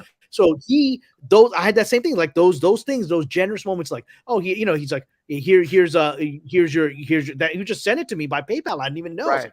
Here's So your people coming on. the origin of that was one of those phone calls when I was his producer, and he and I talked, and he came up with this idea. And I said to him, my first reaction was I tried talking him out of it. I'm like, no one does this. And then he says, well, well, Uncle Mike, isn't that the reason why we should do it? And I said, give me the list of people that you want to have on. And Cameron, there was a time when he told me he was going to invite you on, and he's like, I want to have the great Cameron Pasha on. I'm like, I don't know if he'll say yes, but okay, we'll put him on. I mean, Cameron, that's like way early on, before you and I ever, but pre-Sufi, like way early on. Okay. We didn't know each other very well, or do we even know each other at all at that time? No. Okay. I'm talking like I wasn't, like your Patreon didn't even exist. Like it's way in the olden times. Okay. And the thing is he says to me, well, is it? And he sends me the list, right? Mr. Bosley, your name's on it, along with, Micah, and just go down the list of all these people he's had, right? All these amazing authors and researchers, and people like Cameron who are industry people. And I look at this list and I'm like, I don't know if there's one person on this list that you're actually going to get. And he's like, well, he says, these are amazing people. And he says, what do you think about the idea of appearance fees? And I'm like, A, you don't have the money. B, no one does it. And he's like, well, isn't that why we should do it? Isn't their time valuable? Isn't the conversation valuable? And I'm like, of course. And he says, well, let's do it. And I'm like, you know what, Gil? Let's freaking do it. And you know what? Let's do it and not tell anyone we're doing it. Like, Right. Not make a splash or make a big, I mean, people in this chat are probably finding out, for the first time right here and now. And that was Gil's vision. And I thought, at first, the accountant in me, you're right, I'm an accountant, I do taxes. The numbers guy in me says, oh, hell no. Right. Yeah. Hell no. But then I thought about it and I'm like, oh my God, this is freaking brilliant. This is great. This is amazing. Of course you should. And I wish Gil, I love you. I wish I could see what you would have come up with in 5, 10, 15 years. There was a dream. There was a plan. He had this, strategic vision, but so much of it he got done. So much of it he got done with you, Mr. Bosley, with you, Cameron, and with all these other guests that the series they did with Micah. I mean, and the stuff he did with Maria, I really got to know him through Maria, because that's why I contacted Maria from Tea and Telly. I actually called her. She hadn't heard about it. She was devastated, and that's when I stepped away from the channel, because I knew I texted her that I need to talk about something. I don't know if it's too late. She's in a different time zone, and she texted me, "No, I can talk," and I let her know, and she was just heartbroken. But the reason I met Gil was I was doing Maria's channels and Gil would come on, and that's how we developed the dynamic together. So this is how he did. He connected all of these people. Yeah. Yeah. He surely has, because I mean, I mean, he brought me in, you know, I met you, Cameron, through him, and you know, you, Mike, obviously through the show, and some of the other people you list. To me, those my perception is, wow, those are like, you know, like Micah Hanks. Everybody knows Micah. He's on a, and I see these people as on a higher, bigger level than myself. So I feel like he kind of brought me into this bigger circle and up on a higher level. And you know, I think he knew he was doing that for people. You know, he knew that, And he gave much and asked for nothing in return, right. ever. Yeah. No, what was amazing to me is he was the guy that could get to the guy. Like, I remember telling him once that there was a Bigfoot new book by I think it was Richard Moorhead. Is a well-known Bigfoot yeah, expert. I hope I'm getting the name right, but he wrote Quantum Bigfoot, and he's a big Sasquatch investigator for decades, and he's come to the thesis that I've long held, that Bigfoot, Sasquatch is an interdimensional being, a jinn, as we Sufis would call it, right? A jinn being. And he's come to that conclusion. He wrote a book called Quantum Bigfoot. I was like, man, that guy's brilliant. And he's like, I can get him on the channel. Because he's the guy that can get to the guy, right? That was his ability. He's like, no, I know. He's like, I've had email exchanges with him already before he even brought his name up, right? And we never quite connected at the time, but he was the guy that could get to the guy. I was like, I don't know how to get to this fascinating paranormal investigator. He already had the guy's number. Yeah, he was a networker, you know, and he wasn't shy about it. You know, some of us can. I know me. I can be like, well, you know, I want to contact this guy, and Gil just if he got determined, he says, oh, I want to contact that guy. He just does it. You know, he just reaches out and does it, because I think he said, I think I remember being a conversation with him where, you know, he said that age old thing. It's like all they can say is no, you know, Right. and he was just that kind of guy. Hey, you can't win if you don't play, as they say. Yeah, no, it's interesting how the phrasing you're using is also phrasing coming out of mouth. You know, we keep talking of Gil in the present tense, not in the past tense, right? He is that kind of guy, right? And that speaks for itself. Is that, and we should find comfort, because I'm looking at the chat. There's a lot of people he touched very deeply. A lot of people that are very moved, and so I know the very fact that this afternoon I was thinking about him when I hadn't talked to him in months, right? Because I just saw his name come across. I was just going, why did his name stick out of all the list of people on my Patreon, right? Why did my eye go to it? And then, you know, it may, I mean, I don't know when he passed exactly, but, you know, I know that this afternoon I was thinking about him. And so that suggests to me that he was present, whispering in my ear, saying, hey, remember me? Probably was. You're going to be talking about me pretty shortly, so you might want to remember me, right? And I'm saying that with complete belief that that's what happened today. Well, yeah, I would wholeheartedly agree with that, because I believe in that sort of thing. And yeah, I'm just so glad that he came out to do the tour that I give, you know, relative to some books. And I got to, because that's the only time I got to hang out with him, right? To see him in person. All the other times our connection was over the internet and over YouTube and such. So it was really cool to get to hang out with him, have beers with him, you know, have dinners and just have the Gil experience. So we have Tim Hayes joining us. Hello. Hey, Tim. Yeah, I didn't know Gil that well. I think I discovered through somebody else's channel. I discovered him. I don't know if he was a guest on someone else's channel or how I came on his channel, but I think I recall he always had his unboxing live streams. I had seen one or two of those, and then he started doing these late night live streams, and I was on one of them recently. It was at the end of last month. So it's just surprising to hear that he's passed on, because he looked pretty young. Well, he's young in spirit, you know, and you know, young in energy, and you know, that's why I think, you know, it's kind of a a bit of a shock and a surprise that he's left us. Because he really he was going through. He had a lot of physical pain, right, Mike? Yeah. Yeah. He had a variety of health. I won't go into them on this stream, but he had a variety of health challenges over the years. I know that he and I think one of the things he had was rheumatoid arthritis, right? Yep. So, and I suffer that, and boy, just that alone, I could imagine, because that can just, that can ruin your day for about 3 days in a row sometimes. And, and that was just one of the things that he was going through, but you'd never know it. You'd never know it watching his show.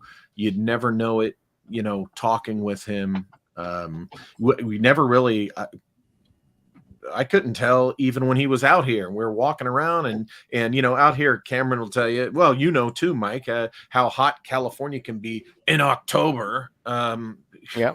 I remember when Halloweens were a little chillier, but anyway, and I remember we walked from his hotel looking for a place to eat, and we did this longer walk than expected, and it was hot. And I'll tell you, you never would have known that it was affecting him, probably, as much as it was, because he liked to project positive energy and having fun.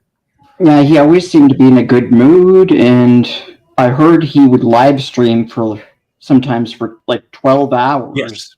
Yeah. Midnight to midnight, 24, right? Yeah. Yeah. 24 hours. So he pushed himself. Again, he was in a place of love. So my friends, I'm actually going to step away. I need a little bit of time to myself to process this. Okay. I just jumped right in, and thank now you. I'm like, thank you. I need to take some time to think. So all I'm going to say, first of all, thank you, Walter, for having me on here.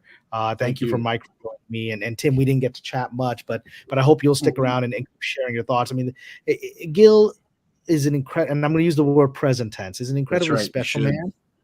Is a special man, and I'm honored to have been one of the people that can honor him tonight. And so, Walter, I have your contact information from the private chat. I'm going to reach out to you. Let's do the thing that Mike and I were talking about. Let's do a little dip, going into the Sufi world, paranormal, genies, jinn, all that stuff that he would do, and let's dedicate that video to Gil, because he would enjoy that. And absolutely, and that's his gift, that here in this transition moment for him, he brought us together, because yes, he did. Yes, he did. That's a great idea, and thank you so much for giving your time and joining in with this. And I look forward to talking with you again. All right. God bless everyone. Everyone in the chat. God bless everyone. Whatever your spiritual tradition is, let's do a prayer for Gil tonight. He's got a journey ahead of him. Let's give him the blessings and the energy for that journey. Absolutely. God bless everyone. Peace. So I'm also going to sign off. You're in San Bernardino, right, Mr. Bosley? Yes, I am. Where are you at? I am at the 2:15 and 15. So I will probably hit you up this weekend. I was supposed to fly out of town tomorrow. Yeah. But in typical Gil tradition, maybe I found out that I'm probably going to be here till October. So I've got a tax deadline tomorrow that I got tomorrow midnight. But I'll give you a call over the weekend. I'd love to take you to lunch or dinner next week or the week Absolutely. after. Let's meet up. Mr. Bosley. Okay. Because I have so many of your work sitting in my home library. I think I told you that on one of the shows that you Wait a minute. That means I should get you lunch, Mike. No, sir. No, sir. I didn't think I was going to be here in San Bernardino, in California this long. I mean, Lord knows I didn't know I'd run into you, but I'd love to take you out to lunch or dinner. And we can let's meet up. My gosh, I'm over in East Highlands, so you're what? 10 minutes away. At best. Yeah, I'm literally okay. So you know where the Palm exit drive is, like up the where the 15. It's between the 215 and the 210 off the 15. So like past university, that kind of way. Yeah. Okay. Yeah. But you're out near Rancho or in Rancho, right? Right where the 215 hits the 15. The 210 or the 215? I'm north. Okay, so the 215. I'm sorry, the 215 goes like this. Yes. The 210's like this. Yes. Oh, and yes. And then it breaks off into the 15. I'm right in between those two. Oh, right in okay. between You're where even closer than I thought. Yeah, Okay, yeah, yeah. yeah. Okay, yeah. Let's meet up. We're making this happen. Yeah, so I'll send you an email, and then I put your with MG. I put my info, but I'll reach out probably Saturday or Sunday, give you a text, and we can schedule something next week or the week after. Okay, yeah. Yeah, I'd love to You take know, you to lunch or dinner. Gil's making this happen. Absolutely, he is. He absolutely is. He absolutely is. Yes, he is. All right. Well, thank you so much for coming on and sharing, and I'll look forward to seeing you here in a few All right. days. Thanks, Mr. Bosley. Bye, Tim. Thank you. Bye. So, Tim, tell us about what you do. Well, I don't really do much. I'm at home a lot because I'm on disability. So Yeah. Are you a paranormal fan from Gil's audience? Or are you from? Hey, Carla, thanks for joining us. Or is it more of the pop culture angle? I'm more brought you pop to Gil? culture. Oh, that's good. That's good. Okay. Looks like Carla's working on getting here. Where we have Carla. Hello, Carla. I believe this is the first time we've met, actually. Yes, Am I right? That's right. Yes, that's right. That's right. Okay, so tell us about your experience with Gil. Oh, I was just I just wanted to say that he was so super lovely and encouraging of everybody, obviously, but like Yeah. especially like all the beautiful were like beautiful and clever and who can resist someone like that? and, Yeah. and we and you know, we had a great time talking about Red Dwarf. He knows I love Red Dwarf, and so he was a big fan of Red Dwarf, right? yeah, so he always played into that, and also loved his act. He loved playing with accents, so he was saying "oh no" all the time for "oh no," and he loved taking the Mickey out of. Well, I suppose he says he's taking the Mickey, but I think he was trying really hard to do the accents and stuff. Yeah, so. when he was out here on the tour, and Malia Grimm was with us, she can tell you we spent the entire weekend with Christopher Walken. Yeah, that well, was interesting. We were spending time with basically an Australian. The New Zealand and Australian accents are very interchangeable sometimes, so it was pretty funny. But yeah, it's just like all love, really, and yeah, I know that he was super encouraging, especially to Tony, who's coming on, and Canadian Spider-Man was this right-wing man on all the midnight to midnights. And love Canadian Spider-Man. My heart breaks for him. And Fit for Hire made his challenge coins. And Andy Masterson made him his own little man. Not man. What do you call it? Action figure. Action figure. That's what he is. Yeah, I've got one of the challenge coins. I've got to. Where did I? What happens is I put things where they'll be safe. In a safe place. I know. Where did that go? And it was so cool that he had that made because, particularly when you come from, a military background. Okay. The challenge. Well, we're not supposed to say the C word. We call them RMOs because if you use the C word in the company of other people with those things, what happens is everybody has to pull their RMO, their round metal objects out, and the last guy to put it on the table has to buy all the rounds. So that's why we don't say the C word in our circles. It's RMO. And so I have a collection of RMOs to which I can proudly add the one that Gil, and that's a great way for him to be immortalized is on. Oh my goodness. Challenge RMOs because those are just great. Those are great.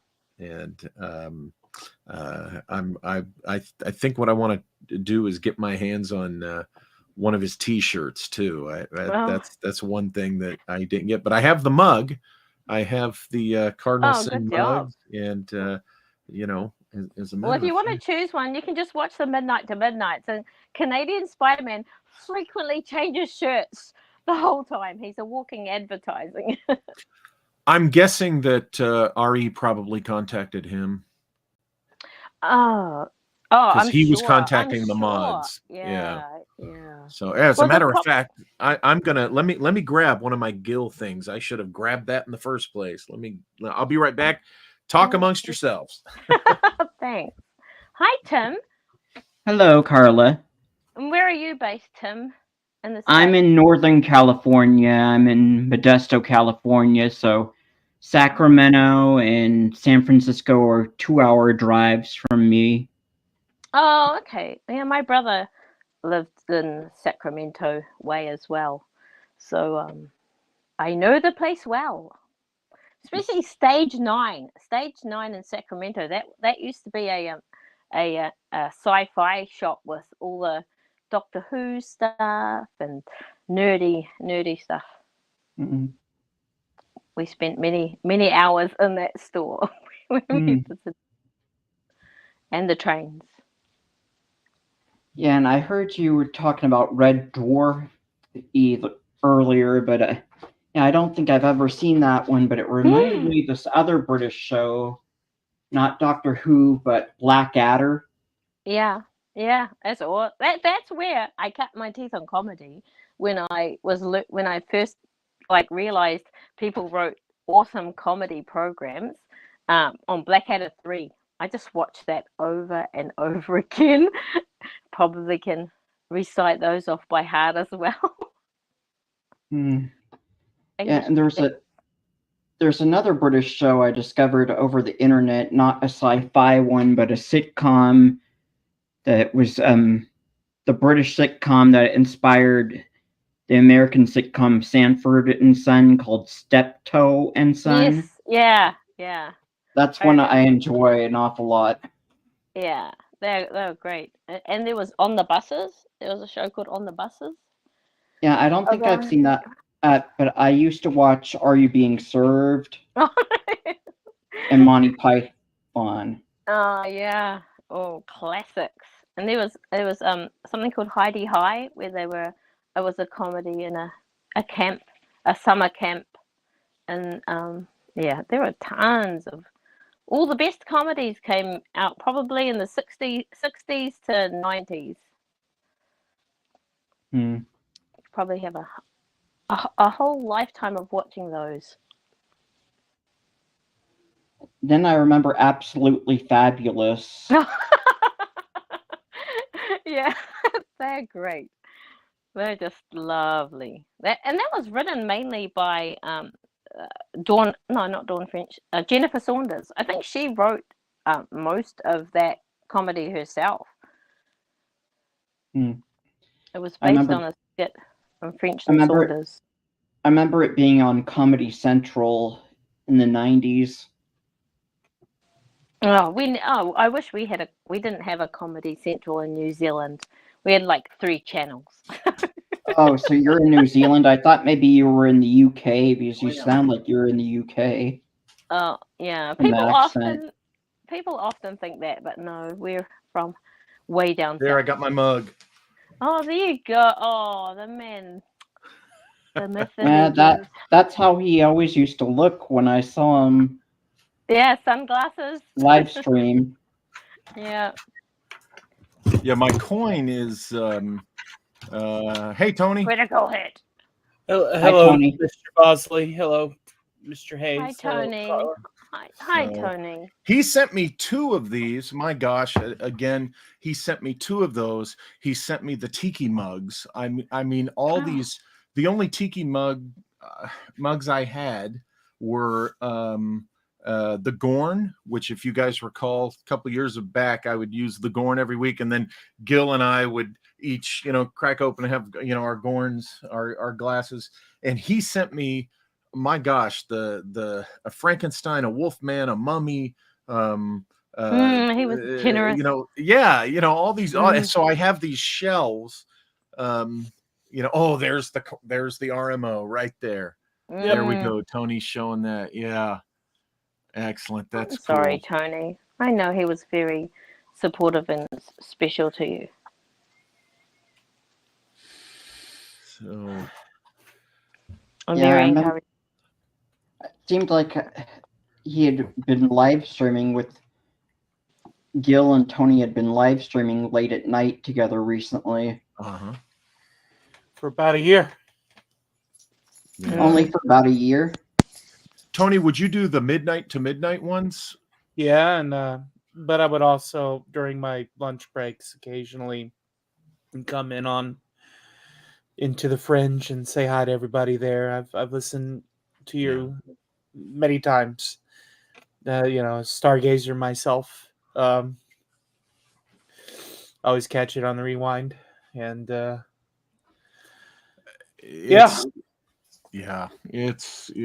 I feel like, the Gil has a loyal following, loyal followers, audience, subscribers, whatever, you want to call them. And wow, that's going to be a big, I don't think people think about it, these things we do in our spare time when we're not at work, when we're, whatever.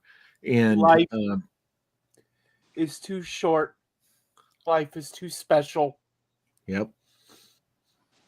And There's nowhere else here in our cosmic backyard where the very things that make us up paddle against the river Styx of existence. mm-hmm. It's very temporary.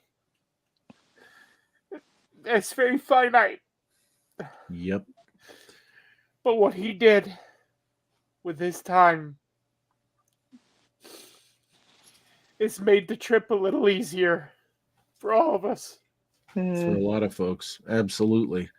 Yeah, absolutely. And he's going to leave a big space behind. People are going to feel it. Yeah. And, hopefully some of the rest of us who appreciated, what he did, we can all find a way to do some little bit to help fill that space to some degree, or at least make it feel less, painful or big. I'll wait for sure. Maybe tonight.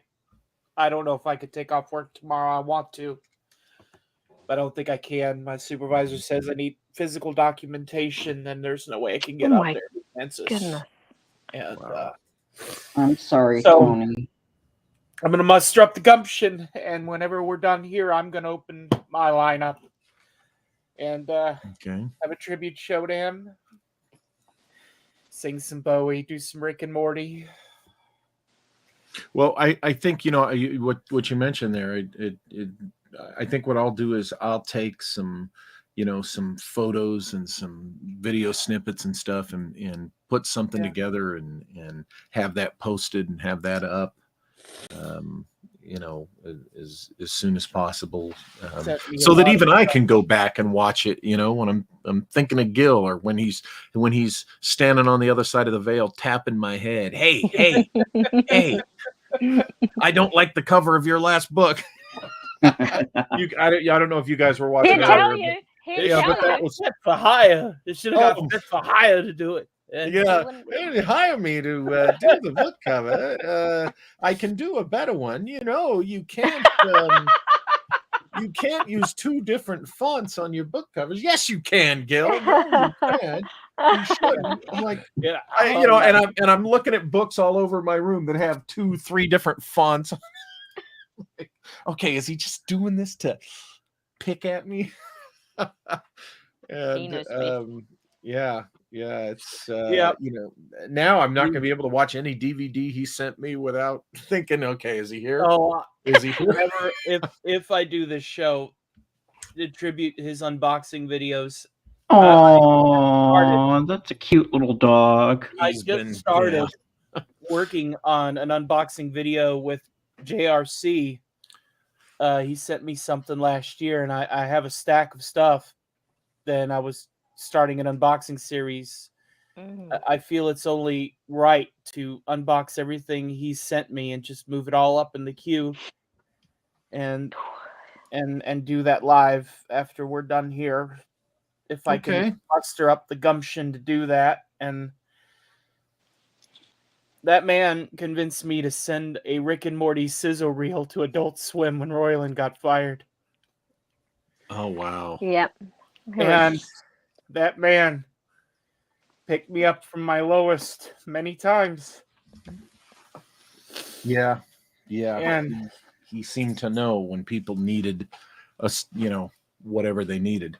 we would get on the air on midnight to midnight, and we would just pull every voice out of our repertoire, and we would argue as half of fucking Hollywood. Sorry for the language. That's okay. Half I'm not of Hollywood. monetized. Feel free.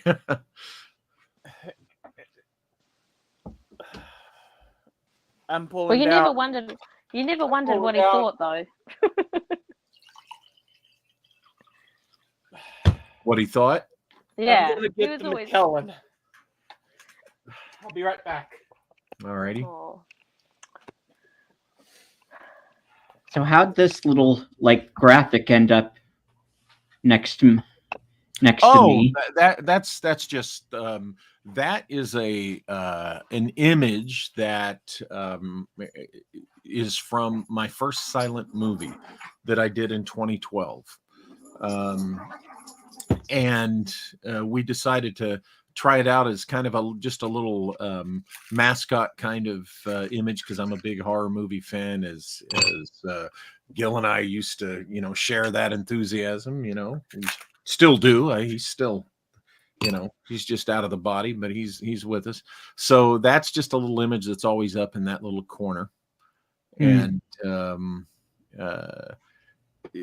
the first silent film I did made me want to do another one. And as I was saying earlier, Gil is really greatly responsible for making that happen, for pushing that forward, because my gosh, Yeah. I was able so to good. build my sets and get the costuming and the props and all the things I needed to do what I wanted to do for what I've shot so far.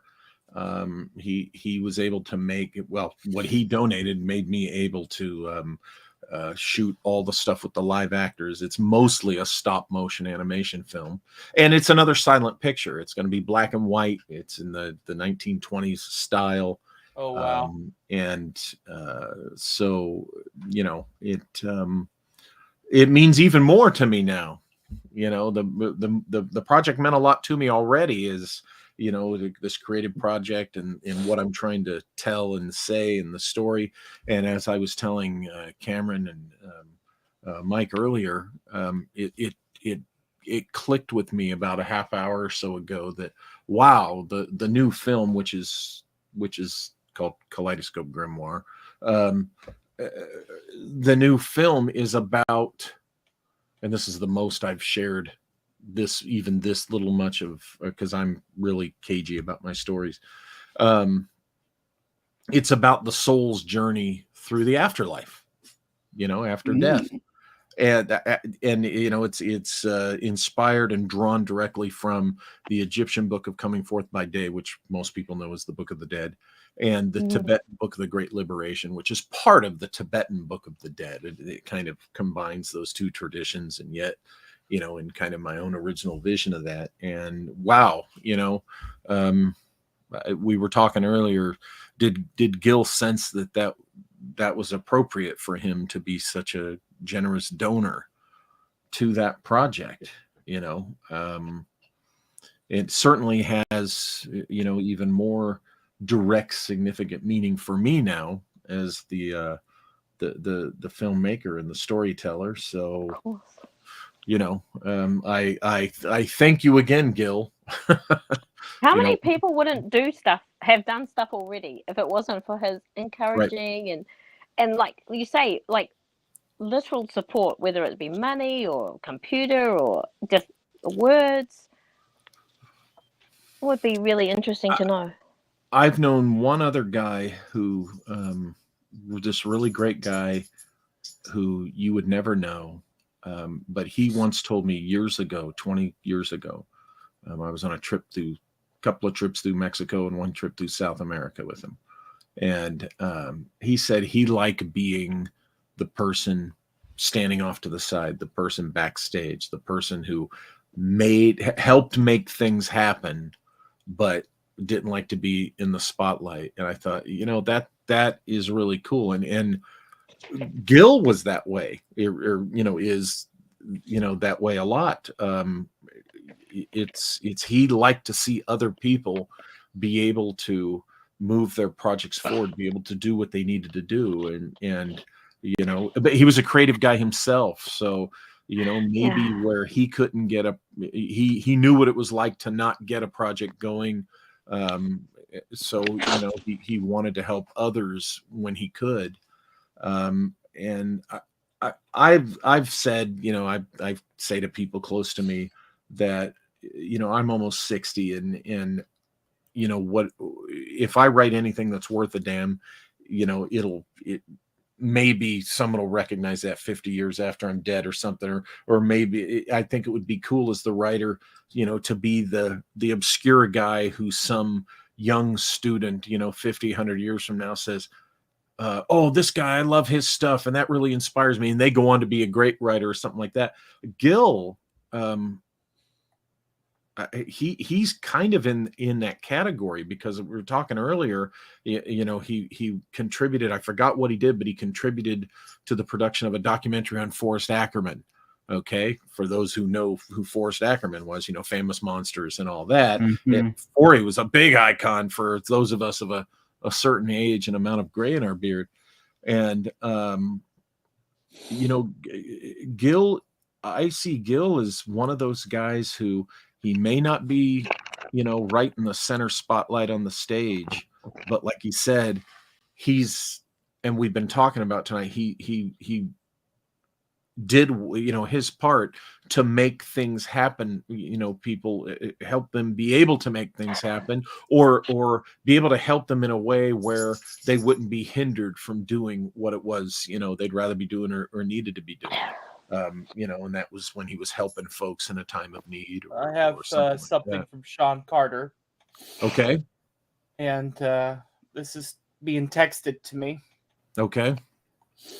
And he said, Tony, read the chat I just put in the stream. Just 2 hours ago, I had an out loud conversation with Gil.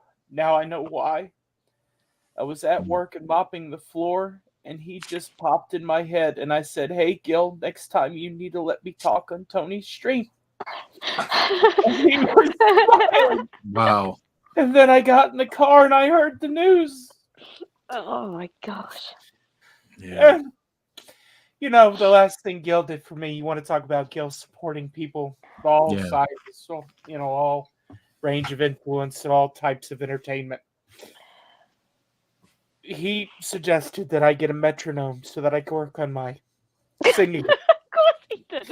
My timing, and I purchased one. And since then, I've been using it. He said, I've noticed it. You're doing great. And now I don't know if I'm back to square one, at least right now. I'm going to try, and he loved it whenever I sung Bowie.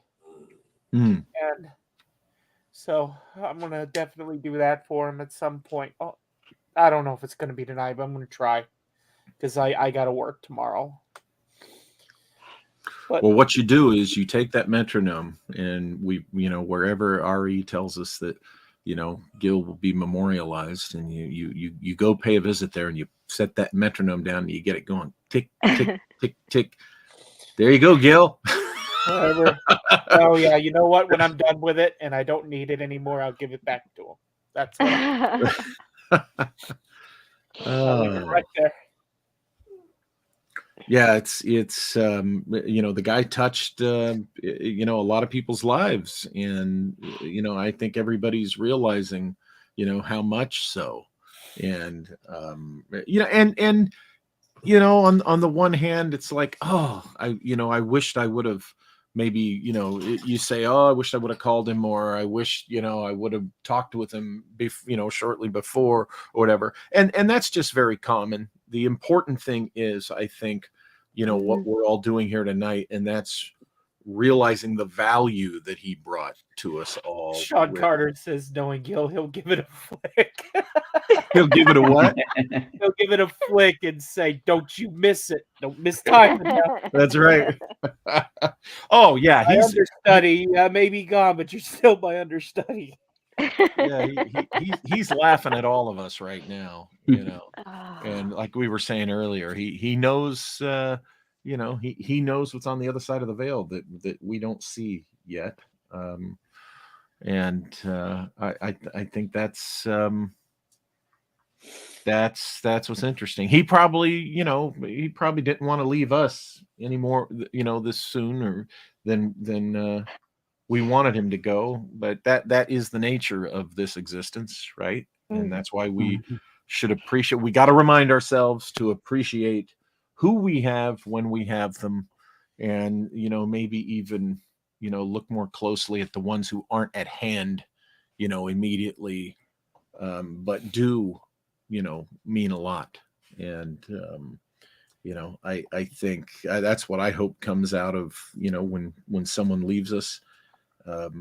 We just kind of look around at who's still with us and we go, hey, wait a minute, okay, I need to appreciate this more and that more. And then also learning from from his generosity, for one thing. How can we each in our own ways return that energy or give that energy to others? That's why we remember. Helped me out in a very big way financially. Yeah. And as I was talking to another friend over the phone last Friday, I was going to start paying him back tomorrow. I get paid. So I'm going to split that up 4 ways and give it out to somebody that's close to him or somebody that needs it. There you go. Preferably both. And that's where that's going to go.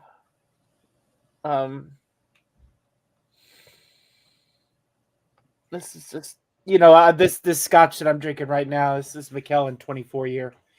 I was saving it for my 40th birthday, which is on the 28th. Yeah. And this one goes out to him. Cheers. There we go. Cheers. Hail Cardinal Sin. Yeah, sirree. Just keep an eye on us, up there, Cardinal. We're thinking about you. When you tell Elvis, get his freaking green card, we know he ain't from around here. You gonna be okay, Tony? Oh, I'm gonna have to be. He'll kick my ass if I don't.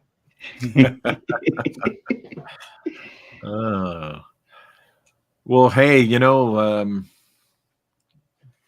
been on here for over a couple hours, and I gotta go myself here. All right. But I sincerely thank you all for coming on. And, I'm also Mexican Iron Man and Cameron Pasha and everyone. I am going to be doing some type of memoriam thing for Gil. I'm going to pull together some photos and snippets of videos and try to get that posted up as soon as possible. And, it was a pleasure to meet you. I'm sorry that it was on such unfortunate circumstances. Yeah. Well, let's make a point to, keep around here. I look forward to seeing you guys. And you bet. I'm gonna Carla, if you're able, Tim, if you're able, anybody in the chat, I'll be up in about half an hour. I'm must up the gumption. I'm gonna unbox all the stuff he's given me and sing a couple songs and pay tribute to him. Excellent. Okay. As well. So will you be live streaming then? Here, 15 minutes, half an hour. I just have to fish the stuff out, dry my face, get it set up. Okay. I'll see you all there. Well, And Tony, Okay. hang in there, and Gil's watching you, you bet. sending you energy. So, You bet. He's sending me energy. Yeah. all righty. It just go again. Life is too short. Life is Sure too is, special. folks. It sure is. And did So, Carla leave us? So yeah, thank you, Tony. Thank you, Tim. Thank you, Carla. Thank you, everybody in the live chat. Again, if you're coming in late, Gil Bavel, aka Cardinal Sin, he's gone ahead of us. He's gone out there ahead of us a little bit, and go to his YouTube and watch all the videos you haven't seen and rewatch the ones you have. Let's keep the views up going there, and let's keep him as much alive for us as he actually is over there on that other side. And again, folks, thank you all. Thank you all for being here and joining us in this discussion and remembering Gil and reacting to the very sad news. And Ari, thank you, for being here. I know it's got to be tough for you.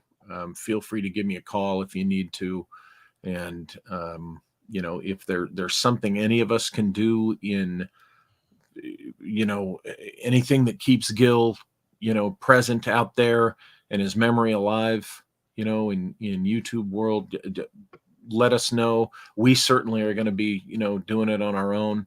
And Ari, please reach out to me and let me know if there's anything I can do as well. I definitely want to help out if you guys need help. It's the least I can do. Please. okay, folks. Well,